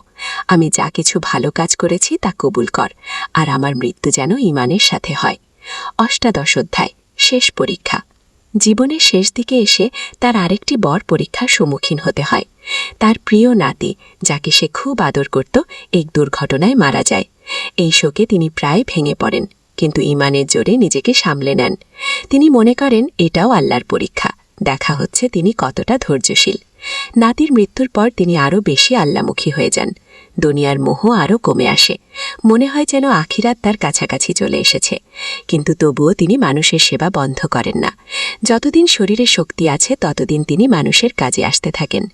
একদিন এক তরুণ তার কাছে এসে বলে, চাচা, আপনার এত বয়স হয়েছে, এখনও কেন এত কাজকর্ম করেন? তিনি উত্তর দেন, বাবা, আল্লাহ যতদিন আমাকে এই পৃথিবীতে রেখেছেন ততদিন তার সৃষ্টির সেবা করাই আমার কর্তব্য, আর কাজ করতে করতেই মৃত্যু হোক, এটাই আমার চাওয়া। 19 অধ্যায়, আল্লাহর ডাক। তিনি এখন প্রায় স্বপ্নে আখিরাতের পথা দেখেন। জান্নাতের সুন্দর বাগানের স্বপ্ন দেখেন, হুর গিলমানদের দেখেন, আল্লাহর সন্তুষ্টির অনুভব করেন। একদিন রাতে তাহাজ্জুদ পড়ার সময় তিনি একটি বিশেষ স্বপ্ন দেখেন। স্বপ্নে দেখেন একজন সুন্দর ফেরেশতা তার কাছে এসে বলছে, আল্লাহ আপনার সাথে খুশি, তিনি আপনাকে তার কাছে ডাকছেন। স্বপ্ন থেকে জেগে তিনি বুঝতে পারেন তার মৃত্যুর সময় ঘনিয়ে এসেছে, কিন্তু ভয় নেই, বরং এক ধরনের আনন্দ অনুভব করেন। পরদিন সকালে তিনি পরিবারের সবাইকে ডেকে বলেন, আমার মনে হচ্ছে আমার সময় এসে গেছে, তোমরা আমার জন্য দুঃখ করো না, আমি আল্লাহর কাছে যাচ্ছি। পরিবারের সবাই কেঁদে ফেলে, কিন্তু তিনি হাসি মুখে বলেন, কাঁদো না, মৃত্যু তো সত্য, সবাইকে একদিন যেতে হবে, আমি আল্লাহর রহমতে আশাবাদী। 20 অধ্যায়, বিদায়ের আগে। মৃত্যুর কয়েকদিন আগে তিনি গ্রামের সবাইকে ডেকে পাঠান, তার জীবনের শেষ উপদেশ দিতে চান। ভাই বোনেরা, আমি সারা জীবন তোমাদের ভালোবেসেছি, তোমাদের সেবা করার চেষ্টা করেছি। এখন আমার শেষ কথা শোনো। প্রথম কথা, আল্লাহকে ভয় করো, তার হুকুম মেনে চলো। দ্বিতীয় কথা, মানুষকে ভালোবাসো, ধনী গরিব ছোট বড় সবাইকে সমান চোখে দেখ। তৃতীয় কথা, সততার পথ থেকে কখনো সরে যেও না, টাকা পয়সার লোভে পড়ে অন্যায় করো না। চতুর্থ কথা, মানুষের সেবা কর, দুঃখীদের পাশে দাঁড়াও, এটাই তোমাদের জান্নাতের পথ। পঞ্চম কথা, তোমাদের সন্তানদের ভালো শিক্ষা দাও, দ্বীনি এবং দুনিয়াবি দুই শিক্ষাই দরকার। এই 5টা কথা মনে রাখলে তোমাদের দুনিয়া এবং আখিরাত দুটোই সুন্দর হবে। কি গ্রামের সবাই কান্নায় ভেঙে পড়ে, সবার মনে হয় যেন তাদের বাবা চলে যাচ্ছেন। 21 অধ্যায়, শেষ নিঃশ্বাস। তার মৃত্যুর দিন ছিল শুক্রবার। সকালে উঠে স্বাভাবিক নিয়মে তাহাজ্জুদ পড়েন, ফজরের নামাজ পড়েন, কোরআন তেলাওয়াত করেন। দুপুরের দিকে তিনি শুয়ে পড়েন, পরিবারের সবাই তার পাশে বসে থাকে। তিনি তাদের দিকে তাকিয়ে হাসেন, আমি যাচ্ছি, তোমরা আমার জন্য দোয়া করো, আর মনে রেখো মৃত্যু মানে শেষ নয়, এটা আরেক জীবনের শুরু। এই কথা বলে তিনি চোখ বন্ধ করেন, ঠোঁটে কালেমা, লা ইলাহা ইল্লাল্লাহু মুহাম্মাদুর রাসূলুল্লাহ। এই কালেমার সাথেই তার শেষ নিঃশ্বাস। তার মুখে একটি অদ্ভুত প্রশান্তি, মনে হচ্ছে তিনি ঘুমিয়ে আছেন, কোনো কষ্টের চিহ্ন নেই। 22তম অধ্যায়, চিরবিদায়। তার মৃত্যুর খবর চারদিকে ছড়িয়ে পড়ে। গ্রামের মানুষ তো বটেই, পাশের গ্রাম থেকেও মানুষ এসে জড়ো হয়। সবার চোখে পানি। জানাজার নামাজে হাজার হাজার মানুষ অংশ নেয়। এত মানুষ যে মসজিদে ধরে না, রাস্তায় দাঁড়িয়ে নামাজ পড়তে হয়। জানাজার নামাজে ইমাম সাহেব বলেন, এই মানুষটি আমাদের জন্য একটি আদর্শ রেখে গেছে। তিনি দেখিয়ে গেছেন কিভাবে আল্লাহর সন্তুষ্টি অর্জন করতে হয়। কবরে দাফনের সময় একদিন আলী সাহেব সোহেলের অফিসে এলেন। সোহেল তাকে দেখে অবাক হয়ে গেল। স্যার, আপনি এখানে? হ্যাঁ সোহেল, তোমার অফিস একবার দেখতে চাইলাম, খুব সুন্দর হয়েছে গো। আলী সাহেব পুরো অফিস ঘুরে দেখলেন, কর্মচারীদের সাথে কথা বললেন, তারপর সোহেলের রুমে এসে বসলেন। সোহেল, তুমি অনেক দূর এসেছ। মনে আছে 7 বছর আগে তুমি যখন আমার অফিসে প্রথম এসেছিলে চা বানানোর কাজ করতে? হ্যাঁ স্যার, সব মনে আছে। আমি গর্বিত যে আমি তোমাকে একটা সুযোগ দিয়েছিলাম, আর তুমি সেই সুযোগকে কাজে লাগিয়েছ। জানো সফলতার মূল সূত্র কি? স্যার, কঠোর পরিশ্রম, সততা আর হাল না ছাড়া। তোমার মধ্যে এই 3টি গুণই আছে। সোহেল চোখে জল নিয়ে বলল, আপনি না থাকলে আজ আমি এখানে পৌঁছাতে পারতাম না স্যার। না সোহেল, আমি শুধু একটা দরজা খুলে দিয়েছিলাম, ভেতরে ঢুকে পথ তৈরি করেছ তুমি নিজে। আলী সাহেব চলে যাওয়ার আগে বললেন, আমার একটা বড় প্রজেক্ট আছে, একটা 20 ফ্লোর বিজনেস টাওয়ার। আমি চাই তুমি এই প্রজেক্টে আমার সাথে পার্টনার হও। 50-50 রাজি? সোহেল অবাক হয়ে গেল। এত বড় প্রজেক্ট? স্যার, আমার কি যথেষ্ট সামর্থ্য আছে? আছে, আমি বিশ্বাস করি। সোহেল রাজি হয়ে গেল। এটা তার জীবনের সবচেয়ে বড় প্রজেক্ট হবে। 5ম অধ্যায়, বড় চ্যালেঞ্জ। 20 ফ্লোর বিজনেস টাওয়ারের কাজ শুরু হলো। এটা সোহেলের জীবনের সবচেয়ে বড় চ্যালেঞ্জ। প্রজেক্টের বাজেট প্রায় 10 করোড় টাকা। সোহেলকে 5 টাকা ইনভেস্ট করতে হবে। সোহেল তার সব সঞ্চয়, ব্যাংক লোন আর কিছু ইনভেস্টর থেকে বাঁকা জোগাড় করল। এটা একটা বিশাল ঝুঁকি। যদি প্রজেক্ট ব্যর্থ হয় সব শেষ। মিনা চিন্তিত ছিল। সোহেল, এত বড় ঝুঁকি নেওয়া ঠিক হবে? মিনা, জীবনে বড় কিছু করতে হলে ঝুঁকি নিতে হয়। আমি এই সুযোগ হাতছাড়া করতে চাই না। কিন্তু যদি কিছু ভুল হয়? ভুল হবে না, আমি আলী সাহেবের সাথে আছি, উনি আমাকে গাইড করবেন। প্রজেক্ট শুরু হলো। প্রথম 6 মাস সব ভালোই চলছিল। কাজ সময় মতো হচ্ছে, বাজেট ঠিক আছে। কিন্তু 7 মাসের মাথায় একটা বড় সমস্যা দেখা দিল। একজন প্রধান ইনভেস্টর হঠাৎ তার টাকা ফেরত চাইলেন। তিনি অন্য একটা জরুরি কাজে টাকা লাগবে বলে জানালেন। 1 করোড় টাকা ফেরত দিতে হবে। সোহেল বিপদে পড়ে গেল। 1 করোড় টাকা এখন কোথায় পাবে? প্রজেক্টে সব টাকা ঢেলে দিয়েছে। সে আলী সাহেবের সাথে কথা বলল। আলী সাহেব বললেন, চিন্তা করো না, আমি ব্যবস্থা করছি। কিন্তু আলী সাহেবও বড় একটা প্রজেক্টে আটকে আছেন। তার হাতে লিকুইড ক্যাশ নেই। সোহেল অন্য ব্যাংক থেকে লোন নেবার চেষ্টা করল, কিন্তু ব্যাংক বলল ইতিমধ্যে তার অনেক লোন আছে, নতুন লোন দিতে পারবে না। সোহেল রাতে ঘুমাতে পারছিল না, খাওয়া দাওয়া বন্ধ করে দিয়েছিল। মিনা তাকে দেখে খুব চিন্তিত হয়ে গেল। সোহেল, প্লিজ নিজেকে এভাবে শেষ করে ফেলো না, কোনো একটা রাস্তা বের হবেই। কি? সোহেল কোনো রাস্তা দেখতে পারছিল না। ইনভেস্টর 15 দিন সময় দিয়েছে। 15 দিনের মধ্যে টাকা ফেরত না দিলে তিনি আইনি ব্যবস্থা নেবেন। 10 দিন কেটে গেল। সোহেল কোনো সমাধান খুঁজে পেল না। সে প্রায় হাল ছেড়ে দিয়েছিল। 11 দিনের দিন একটা অপ্রত্যাশিত ঘটনা ঘটল। জাহিদ ভাই, সোহেলের পুরনো সহকর্মী, তার অফিসে এলেন। জাহিদ ভাই এখন একটা রিয়েল এস্টেট কোম্পানিতে সিনিয়র ম্যানেজার। সোহেল, আমি তোমার সমস্যার কথা শুনেছি। গু, হ্যাঁ ভাই, আমি বিপদে পড়েছি। গু, আমি তোমাকে সাহায্য করতে চাই। আমার কিছু সঞ্চয় আছে, 5 লাখ টাকা তুমি নাও। সোহেল চোখে জল নিয়ে বলল, ভাই, আমি উঁচু কিছু বলার দরকার নেই। তুমি আমাকে অনেক কিছু শিখিয়েছ। তোমার কাছ থেকে পরিশ্রম আর সততা শিখেছি। এখন আমার পালা তোমাকে সাহায্য করার। জাহিদ ভাই চলে যাওয়ার পর আরও 2 জন এলো। একজন সোহেলের পুরনো ক্লায়েন্ট, আরেকজন তার কর্মচারী। 2 জন মিলে আরও 8 লাখ টাকা দিল। করিম মামা 20 লাখ টাকার ব্যবস্থা করলেন, তার কিছু বন্ধুদের কাছ থেকে ধার করে। মিনা তার সব গয়না বিক্রি করে 10 লাখ টাকা দিল। সবাই মিলে প্রায় 45 লাখ টাকা জোগাড় হল। বাকি 65 লাখ টাকা সোহেল তার অফিসের সব অ্যাসেট বিক্রি করে আরেকটা প্রাইভেট ফিন্যান্স কোম্পানি থেকে উচ্চ সুদে লোন নিয়ে ব্যবস্থা করল। ঠিক 14 দিনের দিন সোহেল ইনভেস্টরকে 1 করোড় টাকা ফেরত দিল। ইনভেস্টর টাকা নিয়ে চলে গেলেন। সোহেল তার অফিসে ফিরে এসে চেয়ারে বসে কাঁদল। এত চাপ, এত টেনশন সব যেন একসাথে বের হয়ে এলো। মিনা এসে তাকে জড়িয়ে ধরল। আমরা পেরেছি সোহেল, আমরা পেরেছি। গু, 6ষ্ঠ অধ্যায়, পুনরুদ্ধার। এই ঘটনার পর সোহেল আরও সাবধান হয়ে গেল। সে বুঝল ব্যবসায় শুধু সাহস নয়, বুদ্ধিও লাগে। ঝুঁকি নিতে হয়, কিন্তু হিসাব করে। প্রজেক্ট চলতে থাকল। এবার সোহেল আরও সতর্কতার সাথে সবকিছু পরিচালনা করল। প্রতিটা খরচ হিসাব করল। প্রতিটা সিদ্ধান্ত ভেবেচিন্তে নিল। আরও 1 বছর পর 20 ফ্লোর বিজনেস টাওয়ার সম্পূর্ণ হল। চমৎকার বিল্ডিং, শহরের অন্যতম সুন্দর ভবন। বিল্ডিংয়ের উদ্বোধন অনুষ্ঠানে শহরের মেয়র এলেন, অনেক ব্যবসায়ী, সাংবাদিক এলো। সোহেলের নাম পত্রিকায় ছাপা হল। স্বপ্নের শহরে এক তরুণ উদ্যোক্তার সফলতার গল্প। প্রজেক্ট থেকে সোহেলের লাভ হল প্রায় 2 কোটি টাকা। এই টাকা দিয়ে সে সব লোন শোধ করল। জাহিদ ভাইয়ের টাকা ফেরত দিল, করিম মামার লোন শোধ করল, যারা সাহায্য করেছিল সবাইকে টাকা ফেরত দিল। মিনার জন্য নতুন গয়না কিনা, আরও সুন্দর। তার মাকে গ্রামে একটা নতুন পাকা বাড়ি বানিয়ে দিল। মা কাঁদতে কাঁদতে বললেন, তোর বাবা বেঁচে থাকলে কত খুশি হতো, তুই আমার সব স্বপ্ন পূরণ করেছিস। সোহেল নিজেদের জন্য একটা ফ্ল্যাট কিনা, 4 রুমের ফ্ল্যাট, সমুদ্রের কাছে। এখন আর ভাড়া বাড়িতে থাকতে হয় না। 7ম অধ্যায় প্রতিদান।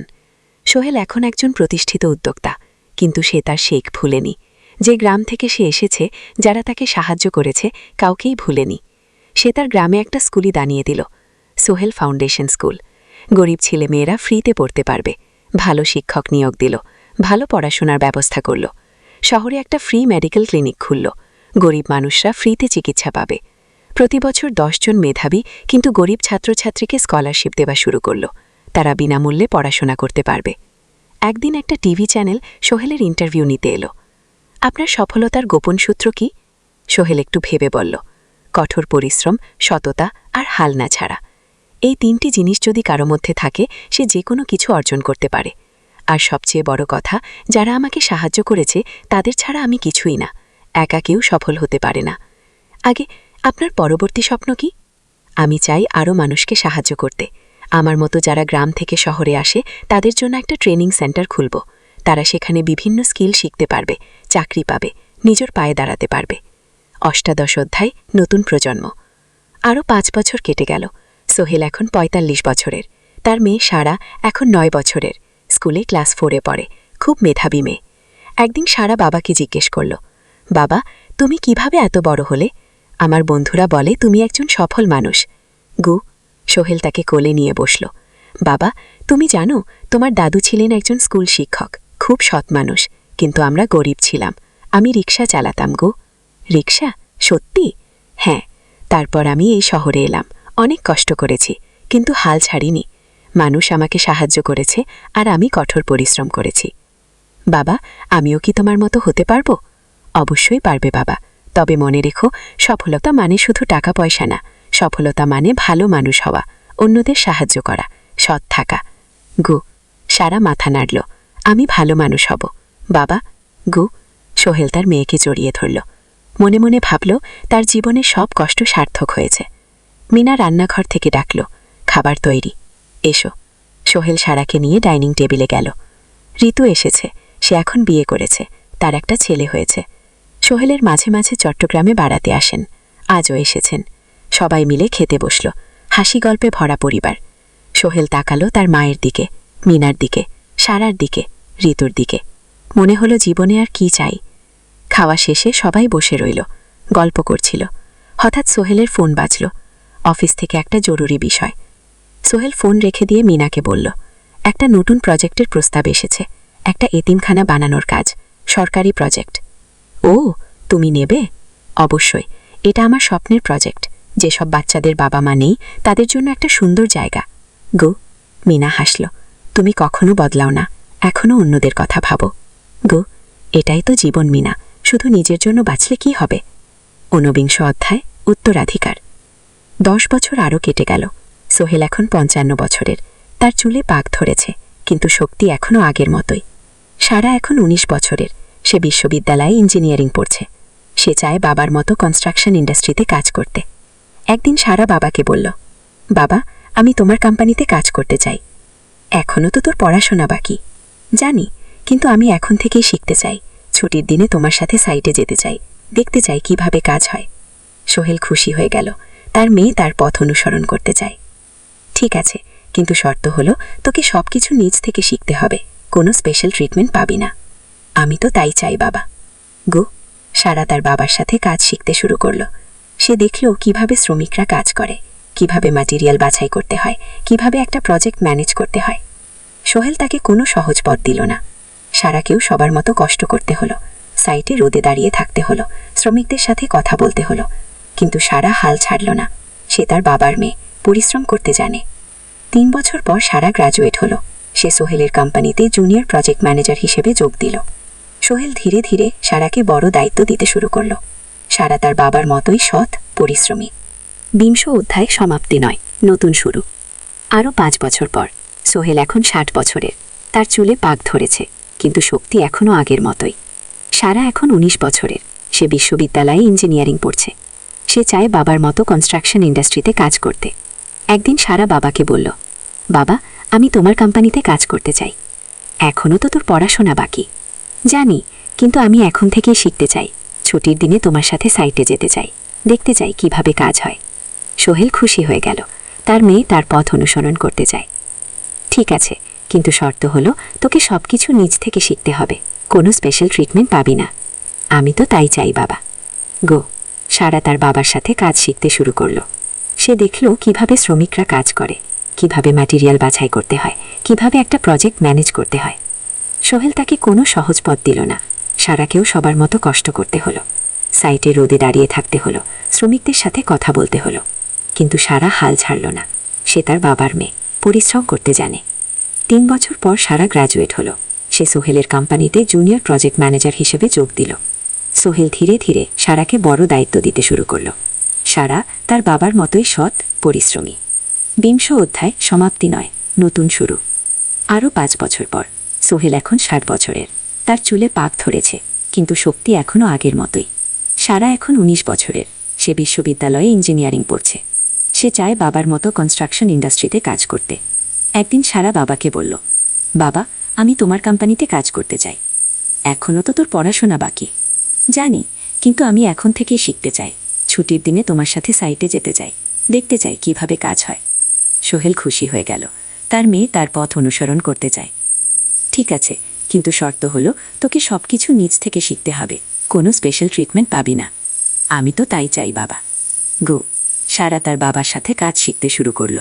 সে দেখল কিভাবে শ্রমিকরা কাজ করে, কিভাবে ম্যাটেরিয়াল বাছাই করতে হয়, কিভাবে একটা প্রজেক্ট ম্যানেজ করতে হয়। সোহেল তাকে কোনো সহজ পথ দিল না। সারাকেও সবার মতো কষ্ট করতে হলো। সাইটে রোদে দাঁড়িয়ে থাকতে হলো, শ্রমিকদের সাথে কথা বলতে হলো। কিন্তু সারা হাল ছাড়ল না। সে তার বাবার মেয়ে, পরিশ্রম করতে জানে। 3 বছর পর সারা গ্র্যাজুয়েট হলো। সে সোহেলের কোম্পানিতে জুনিয়র প্রজেক্ট ম্যানেজার হিসেবে যোগ দিল। সোহেল ধীরে ধীরে সারাকে বড় দায়িত্ব দিতে শুরু করল। সারা তার বাবার মতোই সৎ, পরিশ্রমী। 20 অধ্যায় সমাপ্তি নয়, নতুন শুরু। আরও 5 বছর পর সোহেল এখন 60 বছরের। সে সিদ্ধান্ত নিল এবার অবসর নেবার সময় এসেছে। কোম্পানির দায়িত্ব সারাকে দেবে। একটা অনুষ্ঠান করা হলো। সোহেল আনুষ্ঠানিকভাবে কোম্পানির চেয়ারম্যান পদ থেকে অবসর নিল। সারা হলো নতুন ম্যানেজিং ডিরেক্টর। সোহেল তার বক্তব্যে বলল, আমি যখন এই শহরে এসেছিলাম আমার পকেটে ছিল মাত্র 5,000 টাকা, একটা ছোট্ট ড্যাগ আর অনেক স্বপ্ন। আর 40 বছর পর আমি পেছনে ফিরে তাকাই, দেখি একটা দীর্ঘ পথ। সেই পথে অনেক কষ্ট ছিল, অনেক বাধা ছিল, কিন্তু ছিল অনেক ভালোবাসাও, অনেক মানুষের সাহায্য। আমি বিশ্বাস করি সফলতা একা আসে না, এটা দায়িত্ব নিতে হলো। ট্রেন ছাড়ল। সোহেল জানালার পাশে বসে বাইরে তাকালো। নদী, ছোট ছোট গ্রাম, সব পেছনে ফেলে ট্রেন এগিয়ে চলল। সোহেলের মনে হল সে যেন তার পুরনো জীবনটাকেও পেছনে ফেলে আসছে। ট্রেনে একজন হকার এসে চা বিক্রি করছিল। সোহেল একটা চা কিনে 10 টাকা। চা খেতে খেতে সে ভাবছিল, চট্টগ্রাম পৌঁছে কি হবে? করিম মামা তাকে সাহায্য করবেন? চাকরি পাওয়া যাবে তো? করিম মামা আসলেই সোহেলের খুব দুঃসম্পর্কের মামা, সোহেলের দাদির বোনের ছেলে। অনেক বছর আগে গ্রাম ছেড়ে চট্টগ্রামে চলে গিয়েছিলেন। সেখানে একটা কনস্ট্রাকশন কোম্পানিতে কাজ করেন। বছরে 1-2 বার গ্রামে আসতেন। গত বছর যখন এসেছিলেন তখন সোহেলের মাকে বলেছিলেন, সোহেলকে চট্টগ্রাম পাঠান, আমি একটা কাজের ব্যবস্থা করে দেব। সেই কথাতেই ভরসা করে সোহেল আজ এই যাত্রা। 2য় অধ্যায়, নতুন শহর চট্টগ্রাম। পৌঁছাতে প্রায় 6 ঘণ্টা লেগে গেল। দুপুর 1টা বাজে সোহেল স্টেশন থেকে বের হয়ে শহরের রাস্তায় দাঁড়াল। কি বিশাল শহর! এত গাড়ি, এত মানুষ, চারদিকে উঁচু উঁচু বিল্ডিং, দোকানপাট, মানুষের ভিড়। সোহেল কিছুক্ষণ দাঁড়িয়ে থাকল, সব কিছু দেখতে দেখতে। তার মনে হচ্ছিল সে যেন অন্য কোনো পৃথিবীতে এসে পড়েছে। তার পকেটে একটা ছোট্ট কাগজ আছে, সেখানে লেখা একটা ঠিকানা, করিম মিয়া, বাড়ি নং 23, রোড নং 5, আগ্রাবাদ, চট্টগ্রাম। সোহেল একটা রিকশা ডাকল। কত নেবেন আগ্রাবাদ যেতে? 50 টাকা। সোহেল রিকশায় উঠল। রাস্তার দুধারে দোকান, মার্কেট, অফিস সব কিছু দেখতে দেখতে সে অবাক হয়ে গেল। এত বড় শহর, এত কিছু! গ্রামের সেই ছোট্ট বাজারের সাথে কোনো তুলনাই হয় না। প্রায় আধা ঘণ্টা পর রিকশা একটা পুরনো বাড়ির সামনে থামল। 3 তলা বাড়ি, কিন্তু রং উঠে গেছে। সিঁড়ি দিয়ে উঠে 3য় তলায় করিম মামার ফ্ল্যাটে নক করল। দরজা খুললে এক মধ্যবয়সী মহিলা। কে? আসসালামু আলাইকুম আপা, আমি সোহেল, নোয়াখালীর গ্রাম থেকে এসেছি। করিম মামা বাড়িতে আছেন? মহিলা তাকে মাথা থেকে পা পর্যন্ত দেখল। করিম তো অফিসে গেছে। তুমি কে? কোথা থেকে এসেছ? সোহেল সব খুলে বলল। মহিলা তাকে ভেতরে ঢুকতে দিল। বসো, করিম সন্ধ্যায় ফিরবে। ফ্ল্যাটটা ছোট, 2টো রুম, একটা ছোট্ট রান্নাঘর আর একটা বাথরুম, কিন্তু সোহেলের কাছে খুব সুন্দর লাগল। গ্রামের সেই টিনের ঘরের চেয়ে তো অনেক ভালো। মহিলা তার নাম জানালো, সালমা, করিম মামার স্ত্রী। তাদের 2টো ছেলে, একজন ক্লাস 8-এ পড়ে আর একজন ক্লাস 5-এ। খেয়েছ? সালমা আপা জিজ্ঞেস করল। না আপা। অপেক্ষা করো, ভাত আছে, মাছ আছে, খাও। সোহেল প্রথমে রাজি হতে চাইল না, কিন্তু খুব খিদে পেয়েছিল। সকাল থেকে শুধু একটা চা আর বিস্কিট খেয়েছে। খাওয়া দাওয়ার পর সোহেল বসে রইল। সালমা আপা তাকে গল্প করতে লাগল। তোমার মা কেমন আছেন? তোমার বোন ভালো আছে? আপা, মার একটু গেটে বাত আছে, ওষুধ খাচ্ছেন। বোন স্কুলে পড়ে। তুমি কি করতে চাও এখানে? চাকরি খুঁজছি আপা, যে কোনো কাজ করব। বাসায় মা আর বোনকে টাকা পাঠাতে হবে। সালমা আপা মাথা নাড়াল। করিম তোমার জন্য কিছু একটা করবে, সে ভালো মানুষ, সারাদিন অপেক্ষা করো। সন্ধ্যায় 6টায় করিম মামা ফিরলেন। 50-এর কাছাকাছি বয়স, কালো রঙের প্যান্ট শার্ট পরা, হাতে একটা ব্যাগ। আরে সোহেল, কবে এলি? করিম মামা খুশি হয়ে বললেন। আজ সকালে মামা। করিম মামা তাকে জড়িয়ে ধরলেন। অনেক দিন পর দেখলাম, কেমন আছিস? ভালো আছি মামা। ভালো করেছিস এসে, এখানে অনেক সুযোগ আছে তোর জন্য। একটা কাজের ব্যবস্থা করে দেব, তবে প্রথমে কয়েকদিন এখানে থাক, শহরটা একটু চিনে নে, তারপর কাজে যোগ দিবি। সোহেলের মনে আশার আলো জ্বলল। সে ভাবল হয়তো তার ভাগ্য এবার পাল্টাবে। 3য় অধ্যায়, প্রথম চাকরি। 1 সপ্তাহ পরে করিম মামা সোহেলকে তার কোম্পানিতে নিয়ে গেলেন। কোম্পানির নাম আলামিন কনস্ট্রাকশন। অফিসটা শহরের কেন্দ্রে, 5 তলা একটা বিল্ডিংয়ের দোতলায়। মালিক আলী সাহেব, 50-এর কাছাকাছি বয়স, মোটা চেহারা, চোখে সোনার ফ্রেমের চশমা। বদলোক মানুষ, কিন্তু খুব কড়া। এই ছেলেটাকে কি কাজে লাগাবেন? আলী সাহেব করিম মামাকে জিজ্ঞেস করলেন। স্যার, ও আমার আত্মীয়, গ্রাম থেকে এসেছে, খুব পরিশ্রমী, যে কোনো কাজে লাগাতে পারেন। আলী সাহেব সোহেলের দিকে তাকালেন। তুমি কি পড়েছ? Sir, SSC pass, GPA 4.5। ভালো। কম্পিউটার চালাতে পারো? না স্যার, পারি না, কিন্তু শিখতে চাই। ও, আলী সাহেব একটু ভাবলেন। ঠিক আছে, তোমাকে অফিসের কাজে রাখব। ফাইল গোছানো, চা বানানো, কাগজপত্র নিয়ে যাওয়া নেওয়া। মাসে 5,000 টাকা। রাজি আছো? জি স্যার। সোহেল খুশি হয়ে গেল। 5,000 টাকা। রিকশা চালিয়ে 3.5 পেত, এখানে 5,000। কাজ শুরু হলো পরদিন থেকে। সকাল 8টায় অফিসে যেতে হয়, ফিরতে হয় সন্ধ্যা 7টায়। প্রথম দিন সোহেল ঘুম থেকে উঠল ভোর 5টায়, তৈরি হয়ে 7:30টায় অফিসের উদ্দেশ্যে বের হল। করিম মামার বাড়ি থেকে অফিস প্রায় 5 কিলোমিটার, বাসে যেতে হয়। অফিসে পৌঁছে সোহেল দেখল সেই প্রথম। আলী সাহেব এখনও আসেননি, অফিস খোলা ছিল না। 10 মিনিট পর একজন লোক এসে অফিস খুলল। তুমি নতুন? জি, আমি সোহেল। আমি জাহিদ, অ্যাসিস্ট্যান্ট ম্যানেজার। এসো। জাহিদ ভাই সোহেলকে সব কিছু দেখালো। অফিসে মোট 6 জন কর্মচারী, 2 জন ইঞ্জিনিয়ার, একজন অ্যাকাউন্ট্যান্ট, একজন অ্যাসিস্ট্যান্ট ম্যানেজার জাহিদ ভাই, একজন রিসেপশনিস্ট, আর এখন সোহেল। সোহেলের কাজ শুরু হলো চা বানানো দিয়ে, তারপর অফিস পরিষ্কার করা, ফাইল গোছানো, কাগজপত্র এক জায়গা থেকে আরেক জায়গায় নিয়ে যাওয়া। কাজ কঠিন না, কিন্তু সারাদিন দৌড়ঝাঁপ করতে হয়। দুপুরে খাবারের জন্য আধা ঘন্টা বিরতি। সোহেল একটা ছোট হোটেলে গিয়ে ভাত ডাল তরকারি খেল, 50 টাকা। সন্ধ্যায় অফিস বন্ধ হলো। সোহেল ক্লান্ত হয়ে বাসায় ফিরল। কেমন লাগলো প্রথম দিন? করিম মামা জিজ্ঞেস করলেন, ভালো মামা, অনেক কিছু শিখলাম গো। প্রথম মাসের শেষে সোহেল বেতন পেল 5,000 টাকা। সে 3,000 টাকা মাকে পাঠালো। মা ফোনে কাঁদতে লাগলেন, আল্লাহ তোকে ভালো রাখুক সোহেল। সোহেলের চোখেও জল এলো। তার মনে হলো সে একটা বট কাজ করতে পেরেছে। চতুর্থ অধ্যায়, শহরের জীবন। 3 মাস কেটে গেল। সোহেল এখন আলী সাহেবের খুব প্রিয় কর্মচারী। সে শুধু চা বিস্কুট দেওয়ার কাজই করে না, এখন কম্পিউটারেও কিছু কাজ শিখেছে। ছোটখাট টাইপিং, ডেটা এন্ট্রি এসব করতে পারে। আলী সাহেব খুশি হয়ে তার বেতন বাড়িয়ে 8,000 টাকা করে দিয়েছেন। একদিন রাতে সোহেল অফিস থেকে ফিরছিল। সেদিন একটু দেরি হয়ে গেছে, রাত প্রায় 9টা। সাধারণত সোহেল সন্ধ্যা 7:30টায় ফেরে, কিন্তু সেদিন অফিসে একটা জরুরি কাজ ছিল। বাস থেকে নেমে সোহেল বাড়ির দিকে হাঁটছিল। হঠাৎ একটা অন্ধকার গলিতে 3 জন লোক তাকে ঘিরে ধরল। তাদের চেহারা দেখেই বোঝা যাচ্ছিল ভালো উদ্দেশ্যে নিয়ে আসেনি। টাকা দে তাড়াতাড়ি, একজন বলল। তার হাতে একটা ছুরি। সোহেল ভয় পেয়ে গেল।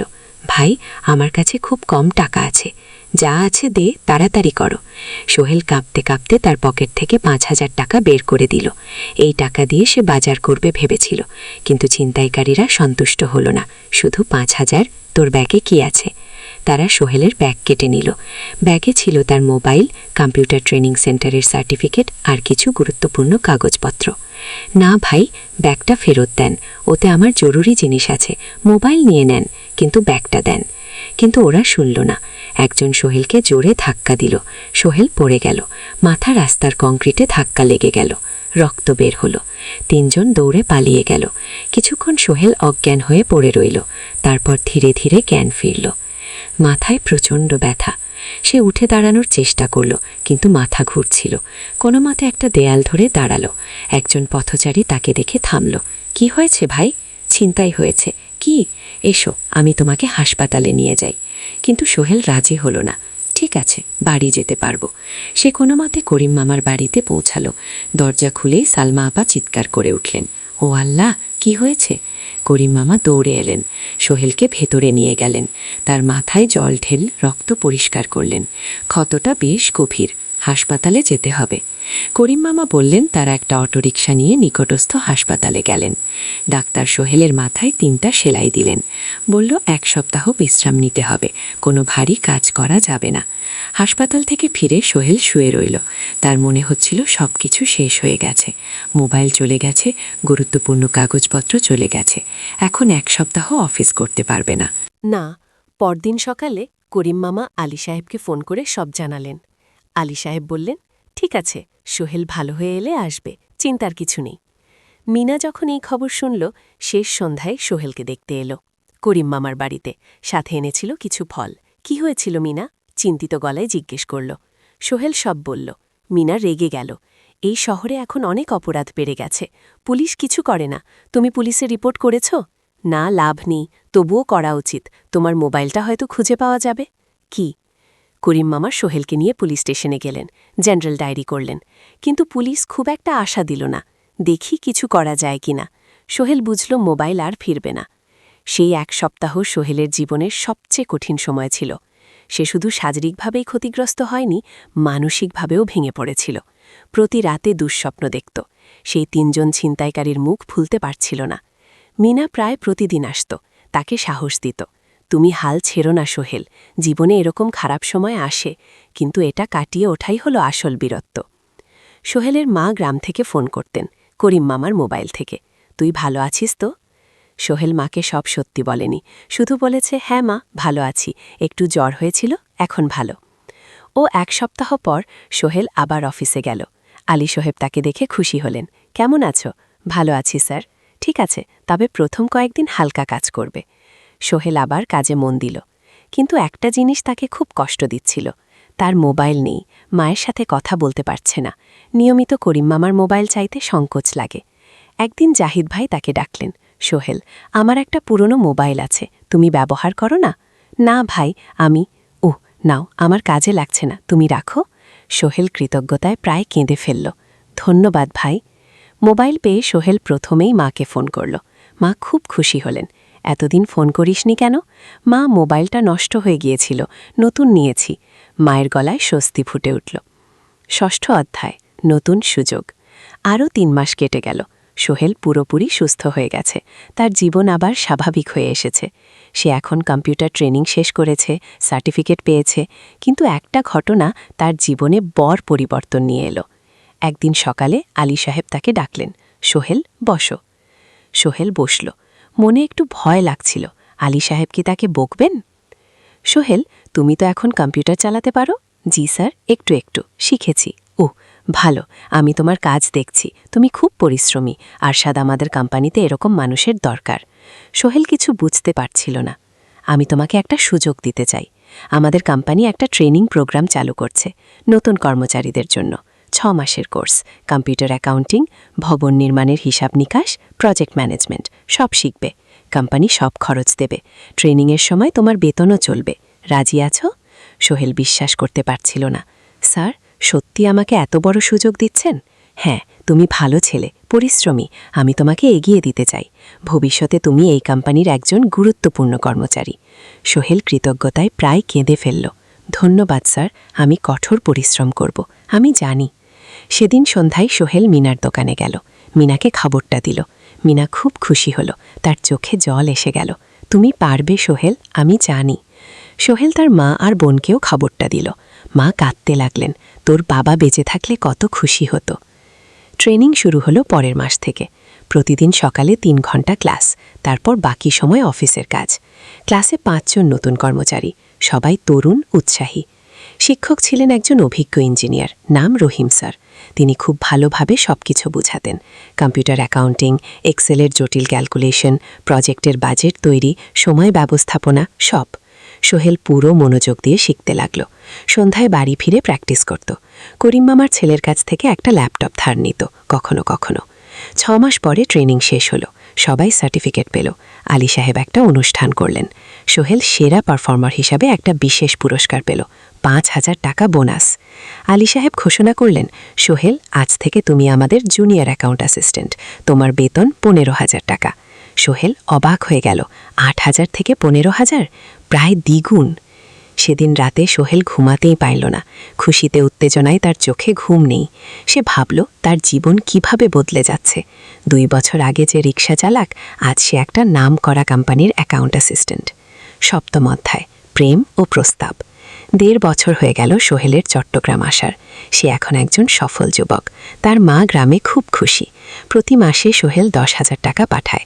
ছোট বোন ঋতু এখন কলেজে ভর্তি হয়েছে সোহেলের পাঠানো টাকায়। মায়ের চিকিৎসাও ভালোভাবে হচ্ছে। মিনার সাথে সোহেলের সম্পর্ক এখন আর শুধু বন্ধুত্ব নয়, দুজন দুজনকে ভালোবাসে, কিন্তু কেউ কাউকে সরাসরি বলার সাহস পায়নি। প্রতিদিন দেখা হয়, গল্প হয়, কিন্তু সেই একটা কথা বলা হয়ে ওঠে না। একদিন শুক্রবার ছুটির দিন, সোহেল মিনাকে বলল, আজকে একটু ঘুরতে যাবে? কোথায়? পতেঙ্গা বিচ। তুমি কি কখনো গেছো? না, কিন্তু আমার দোকান। গো, শুক্রবার তোমার বাবা সামলাবে। মিনা রাজি হয়ে গেল। দুপুরে দুজনে বাস নিয়ে পতেঙ্গা গেল। সমুদ্র দেখে মিনা অবাক হয়ে গেল। কি সুন্দর! দুজনে বালিতে বসল, ঢেউয়ের শব্দ শুনতে শুনতে গল্প করছিল। হঠাৎ সোহেল বলল, মিনা, তোমার সাথে কিছু বলার ছিল। বল সোহেল। একটা লম্বা শ্বাস নিল। তুমি জানো, আমি তোমাকে ভালোবাসি। মিনা হাসল, তার চোখ ভিজে গেল। জানি, আমিও তোমাকে ভালোবাসি সোহেল। গো। সোহেল অবাক হয়ে গেল। সত্যি? হ্যাঁ, অনেক দিন ধরেই জানি। তুমি আমার জীবনে এসে সব কিছু বদলে দিয়েছ। তোমার সাথে থাকলে আমার মনে হয় আমি যে কোনো কিছু করতে পারবো। গো। দুজনে কিছুক্ষণ চুপ করে বসে রইল। সমুদ্রের ঢেউ এসে পায়ে লাগছিল। সূর্য পশ্চিমে ঢলে পড়ছে, আকাশ লাল কুমলা হয়ে গেছে। কিন্তু আমার বাবার সাথে কথা বলতে হবে, মিনা বলল। আমি তৈরি, যখন বলবে তখন বলবো। পরের সপ্তাহে সোহেল মিনার বাবার সাথে কথা বলল। আব্দুল হামিদ সাহেব প্রথমে একটু দ্বিধা করলেন। তুমি কোন পরিবারের ছেলে? তোমার বাবা কি করতেন? সোহেল সব সত্যি বলল। তার বাবা ছিলেন স্কুল শিক্ষক, মারা গেছেন 10 বছর আগে। মা গ্রামে থাকেন, ছোট বোন কলেজে পড়ে। তুমি নিজে কি করো? আমি আলামিন কনস্ট্রাকশন কোম্পানিতে জুনিয়র অ্যাকাউন্ট অ্যাসিস্ট্যান্ট। মাসে 15,000 টাকা বেতন। আব্দুল হামিদ সাহেব ভাবলেন, তারপর বললেন, দেখো, মিনা আমার একমাত্র সন্তান, তার মা নেই, আমি একা তাকে বড় করেছি। আমি চাই মিনা একজন ভালো ছেলের সাথে বিয়ে হোক। তুমি দেখতে ভালো ছেলে মনে হচ্ছে, কিন্তু আমাকে তোমার মায়ের সাথে দেখা করতে হবে, তোমার পরিবারকে জানতে হবে। জি আঙ্কেল, আমি ব্যবস্থা করছি। গো। সোহেল খুশিতে আটখানা। সে সেদিন রাতেই তার মাকে ফোন করল, মাকে সব বলল। মা প্রথমে অবাক হলেন, তারপর খুশি হলেন। মিনা মেয়েটা কেমন? খুব ভালো মা, তুমি দেখলে পছন্দ করবে। ঠিক আছে, আমি আর ঋতু আসছি চট্টগ্রাম।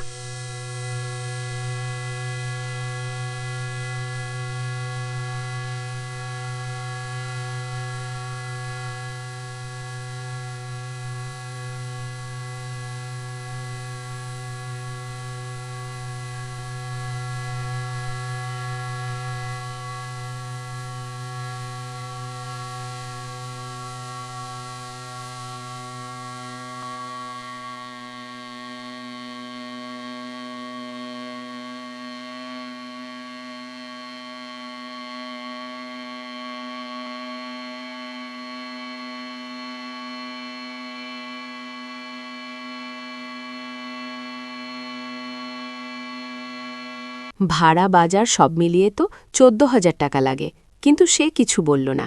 ঠিক আছে স্যার। বাড়ি ফিরে সোহেল মিনাকে সব বলল।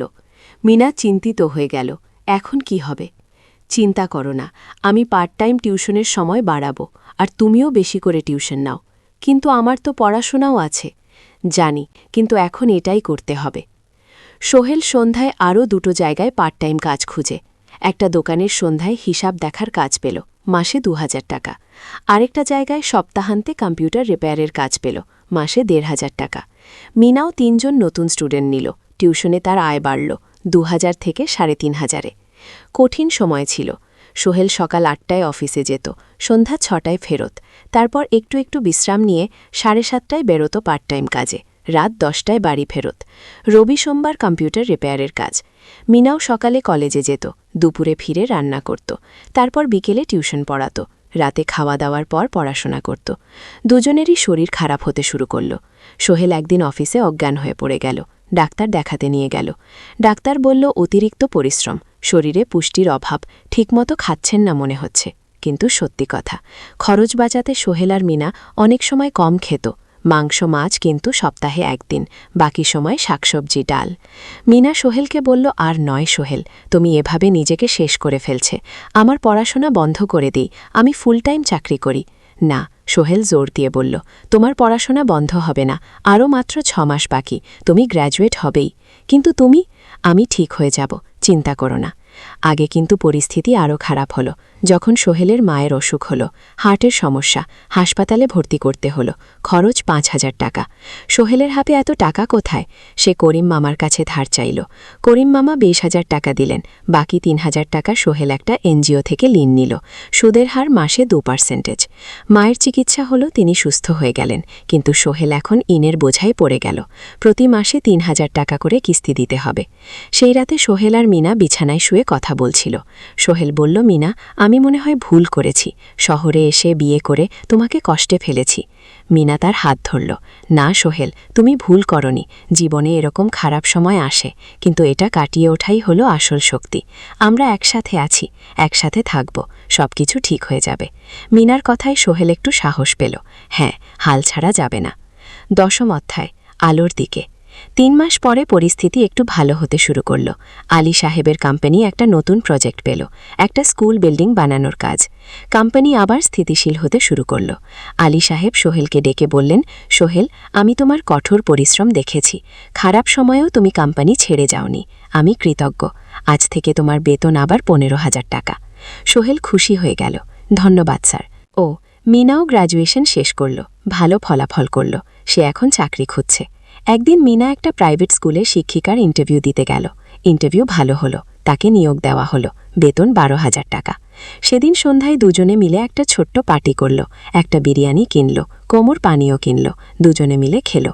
আমরা পেরেছি সোহেল, মিনা বলল। হ্যাঁ, আমরা পেরেছি। এখন দুজনের মিলিয়ে আয় 27,000 টাকা, খরচ চালানোর পর প্রায় 10,000 টাকা বাঁচে। সোহেল এই টাকা দিয়ে ঋণ শোধ করতে শুরু করল, পার্ট টাইম কাজগুলো ছেড়ে দিল, শরীরের যত্ন নেওয়া শুরু করল। আরও 6 মাস পরে সোহেলের কাছে একটা বড় সুযোগ এলো। আলী সাহেব একদিন তাকে ডাকলেন, সোহেল, তুমি কি নিজের ব্যবসা করতে চাও? স্যার, আমি তোমাকে একটা ছোট্ট প্রজেক্ট দিতে চাই, একটা 3 তলা বিল্ডিংয়ের কনস্ট্রাকশন। তুমি ম্যানেজ করবে, আমি শুধু সুপারভাইজ করব, লাভের 50% তোমার। সোহেল ভাবল, এটা একটা বড় সুযোগ, কিন্তু ঝুঁকিও আছে। যদি কাজটা ভালোভাবে না হয়, স্যার আমি চেষ্টা করব, কিন্তু যদি ভুল হয়, ভুল হবে না। আমি তোমার উপর বিশ্বাস রাখছি, তুমি পারবে। সোহেল রাজি হয়ে গেল। এই প্রজেক্ট তার জীবনের টার্নিং পয়েন্ট হতে পারে। 11 অধ্যায়, স্বপ্ন পূরণের পথে। পরের 6 মাস সোহেল খুব কঠোর পরিশ্রম করল। প্রজেক্টটা ম্যানেজ করা সহজ ছিল না। শ্রমিক, মিস্ত্রি, মেটেরিয়াল কেনা, কাজের তদারকি, সময়মতো কাজ শেষ করা সব দায়িত্ব তার। প্রথম 2 মাস খুব চাপের মধ্যে গেল। একদিন একজন শ্রমিক কাজ করতে গিয়ে আহত হল। সোহেল তাকে হাসপাতালে নিয়ে গেল, তার চিকিৎসার খরচ দিল। এতে প্রজেক্টের বাজেট একটু বাড়ল, কিন্তু সোহেল জানত এটা করা দরকার। আরেকদিন ভুল মেটেরিয়াল ডেলিভারি হলো। সোহেল সেগুলো ফেরত পাঠালো, সঠিক জিনিস আনালো। এতে 3 দিন দেরি হলো, কিন্তু কাজের মান ঠিক রইল। মিনা তাকে সবসময় সাপোর্ট করছিল। সে এখন চাকরিতে স্থিতিশীল। স্কুলের বাচ্চারা তাকে পছন্দ করে। প্রিন্সিপাল তার কাজে খুশি। প্রজেক্ট শেষ হলো 6 মাসে, সময় মতো বাজেটের মধ্যে। বিল্ডিংয়ের মালিক খুব খুশি হলেন। তিনি আলী সাহেবকে ধন্যবাদ দিলেন। আলী সাহেব বললেন, ধন্যবাদ আমাকে না, এই ছেলেকে দিন। সোহেল পুরো প্রজেক্ট ম্যানেজ করেছে। প্রজেক্ট থেকে মোট লাভ হলো 3 লাখ টাকা। সোহেল পেল 1.5 লাখ টাকা। তার জীবনে এত টাকা এই প্রথম। সে করিম মামার ঋণ শোধ করল, এনজিওর বাটি ঋণ শোধ করল। তারপর তার মাকে 5,000 টাকা পাঠালো। মা দিয়ে গ্রামের বাড়িটা একটু মেরামত করালো। বোন ঋতুর জন্য একটা ল্যাপটপ কিনল। বাকি টাকা দিয়ে সোহেল একটা ব্যাংক অ্যাকাউন্টে জমা রাখল, ভবিষ্যতের জন্য। আলী সাহেব সোহেলকে আরও 2টো প্রজেক্ট দিলেন, এবার একটু বড়। সোহেল আত্মবিশ্বাসের সাথে সেগুলো শেষ করল। 2 বছর পরে সোহেল সিদ্ধান্ত নিল, এবার নিজের কোম্পানি খোলার সময় এসেছে। 12 অধ্যায়, নতুন শুরু। তার সব জমানো টাকা দিয়ে একটা ছোট্ট অফিস ভাড়া নিল। 2 রুমের অফিস, একটা রুমে কাজের জায়গা আর একটাই ছোট্ট মিটিং রুম। অফিসের সামনে একটা বোর্ড লাগালো, Sohel construction and development. Mina তাকে সাহায্য করছিল। সে অফিসের অ্যাকাউন্টস দেখত। সন্ধ্যায় স্কুল থেকে ফিরে 2জন মিলে একটা টিম। প্রথমে ছোট ছোট কাজের, বাড়ি মেরামত, দোকান সংস্কার, ছোট বিল্ডিং কনস্ট্রাকশন। কাজের মান ভালো রাখার চেষ্টা করলো, সময় মতো শেষ করলো, দাম ন্যায্য রাখলো। ধীরে ধীরে সোহেলের সুনাম ছড়িয়ে পড়ল। মানুষ তাকে বিশ্বাস করত। তার কাছে নতুন নতুন কাজ আসতে লাগলো। প্রথম বছর খুব কষ্ট হলো, কখনো লাভ হতো, কখনো লস। কিন্তু সোহেল থেমে থাকলো না। সে শিখতে লাগলো ব্যবসা কিভাবে চালাতে হয়। 2য় বছরে পরিস্থিতি ভালো হলো। সোহেল এখন 3জন স্থায়ী কর্মচারী নিয়োগ দিল, একজন ইঞ্জিনিয়ার, একজন সুপারভাইজার, একজন অফিস সহায়ক। 3য় বছরে একটা বড় প্রজেক্ট পেল, একটা স্কুল বিল্ডিং বানানোর কাজ, 5 তলা বিল্ডিং। সোহেল পুরো মনোযোগ দিয়ে কাজটা করলো। শ্রমিকদের ভালো বেতন দিল, ভালো মেটেরিয়াল ব্যবহার করলো, সময় মতো কাজ শেষ করলো। স্কুল কর্তৃপক্ষ খুব খুশি হলো। তারা সোহেলের কাজের প্রশংসা করলো। এই প্রজেক্ট থেকে সোহেল প্রায় 5 লাখ টাকা লাভ করলো। এই টাকা দিয়ে সে আরও ভালো একটা অফিস নিল, আরও কর্মচারী নিয়োগ দিল। এখন তার কোম্পানিতে 10 জন স্থায়ী কর্মচারী। প্রজেক্ট অনুযায়ী আরও শ্রমিক নিয়োগ দেওয়া হয়। 13 অধ্যায়, পরিবার। এদিকে সোহেল আর মিনার সংসারেও খুশির খবর এলো। মিনা গর্ভবতী। 9 মাস পর তাদের একটা মেয়ে হলো। নাম রাখলো সারা। সারা যখন জন্মালো, সোহেলের মা আর বোন চট্টগ্রামে এলো। মা 1 মাস থেকে গেলেন, মিনাকে সাহায্য করলেন। সোহেল এখন একটা বড় ফ্ল্যাট ভাড়া নিয়েছে, 3 রুমের ফ্ল্যাট। একটা রুমে সোহেল, মিনা, একটাই সারা, আর একটাই অতিথি রুম। মায়ের জন্য সোহেল সিদ্ধান্ত নিল তাকে চট্টগ্রামে নিয়ে আসবে। গ্রামে একা থাকা ঠিক না, কিন্তু মা রাজি হলেন না। বাবা, আমি গ্রামেই থাকবো, এখানে আমার পরিচিত মানুষ আছে। তোর বোনকে নিয়ে যা, ও ঢাকায় পড়ছে, চট্টগ্রামে এনে ভালো কোথাও ভর্তি করিয়ে দে। সোহেল তাই করল। ঋতুকে চট্টগ্রাম বিশ্ববিদ্যালয়ে ভর্তি করিয়ে দিল। ঋতু এখন সোহেলের ফ্ল্যাটে থাকে, বিশ্ববিদ্যালয়ে পড়ে। সোহেলের মনে হলো তার জীবন এখন পরিপূর্ণ। স্ত্রী, মেয়ে, বোন সবাই তার কাছে। ব্যবসা ভালো চলছে, মা গ্রামে সুখে আছেন। 14 অধ্যায়, সফলতার শিখরে। 5 বছর কেটে গেল। সোহেল এখন একজন সফল উদ্যোক্তা। তার কোম্পানি কি সোহেল কনস্ট্রাকশন অ্যান্ড ডেভেলপমেন্ট। এখন চট্টগ্রামে বেশ পরিচিত। প্রায় 30 জন কর্মচারী তার অধীনে কাজ করে। সোহেল এখন শুধু ছোট প্রজেক্ট করে না, বড় বড় প্রজেক্টও করে। একটা 8 তলা বিজনেস কমপ্লেক্স বানানোর কাজ পেয়েছে। একটা হাসপাতাল বিল্ডিং বানাচ্ছে। মিনা এখনো স্কুলে পড়ায়, সে এখন ভাইস প্রিন্সিপাল। সাথে সোহেলের কোম্পানির অ্যাকাউন্টস ম্যানেজার। 2 জন মিলে ব্যবসা চালায়। সারা এখন 4 বছরের, স্কুলে ভর্তি হয়েছে, খুব চালাক মেয়ে। ঋতু বিশ্ববিদ্যালয় থেকে গ্র্যাজুয়েট হয়ে একটা ব্যাংকে চাকরি পেয়েছে। একদিন আলী সাহেব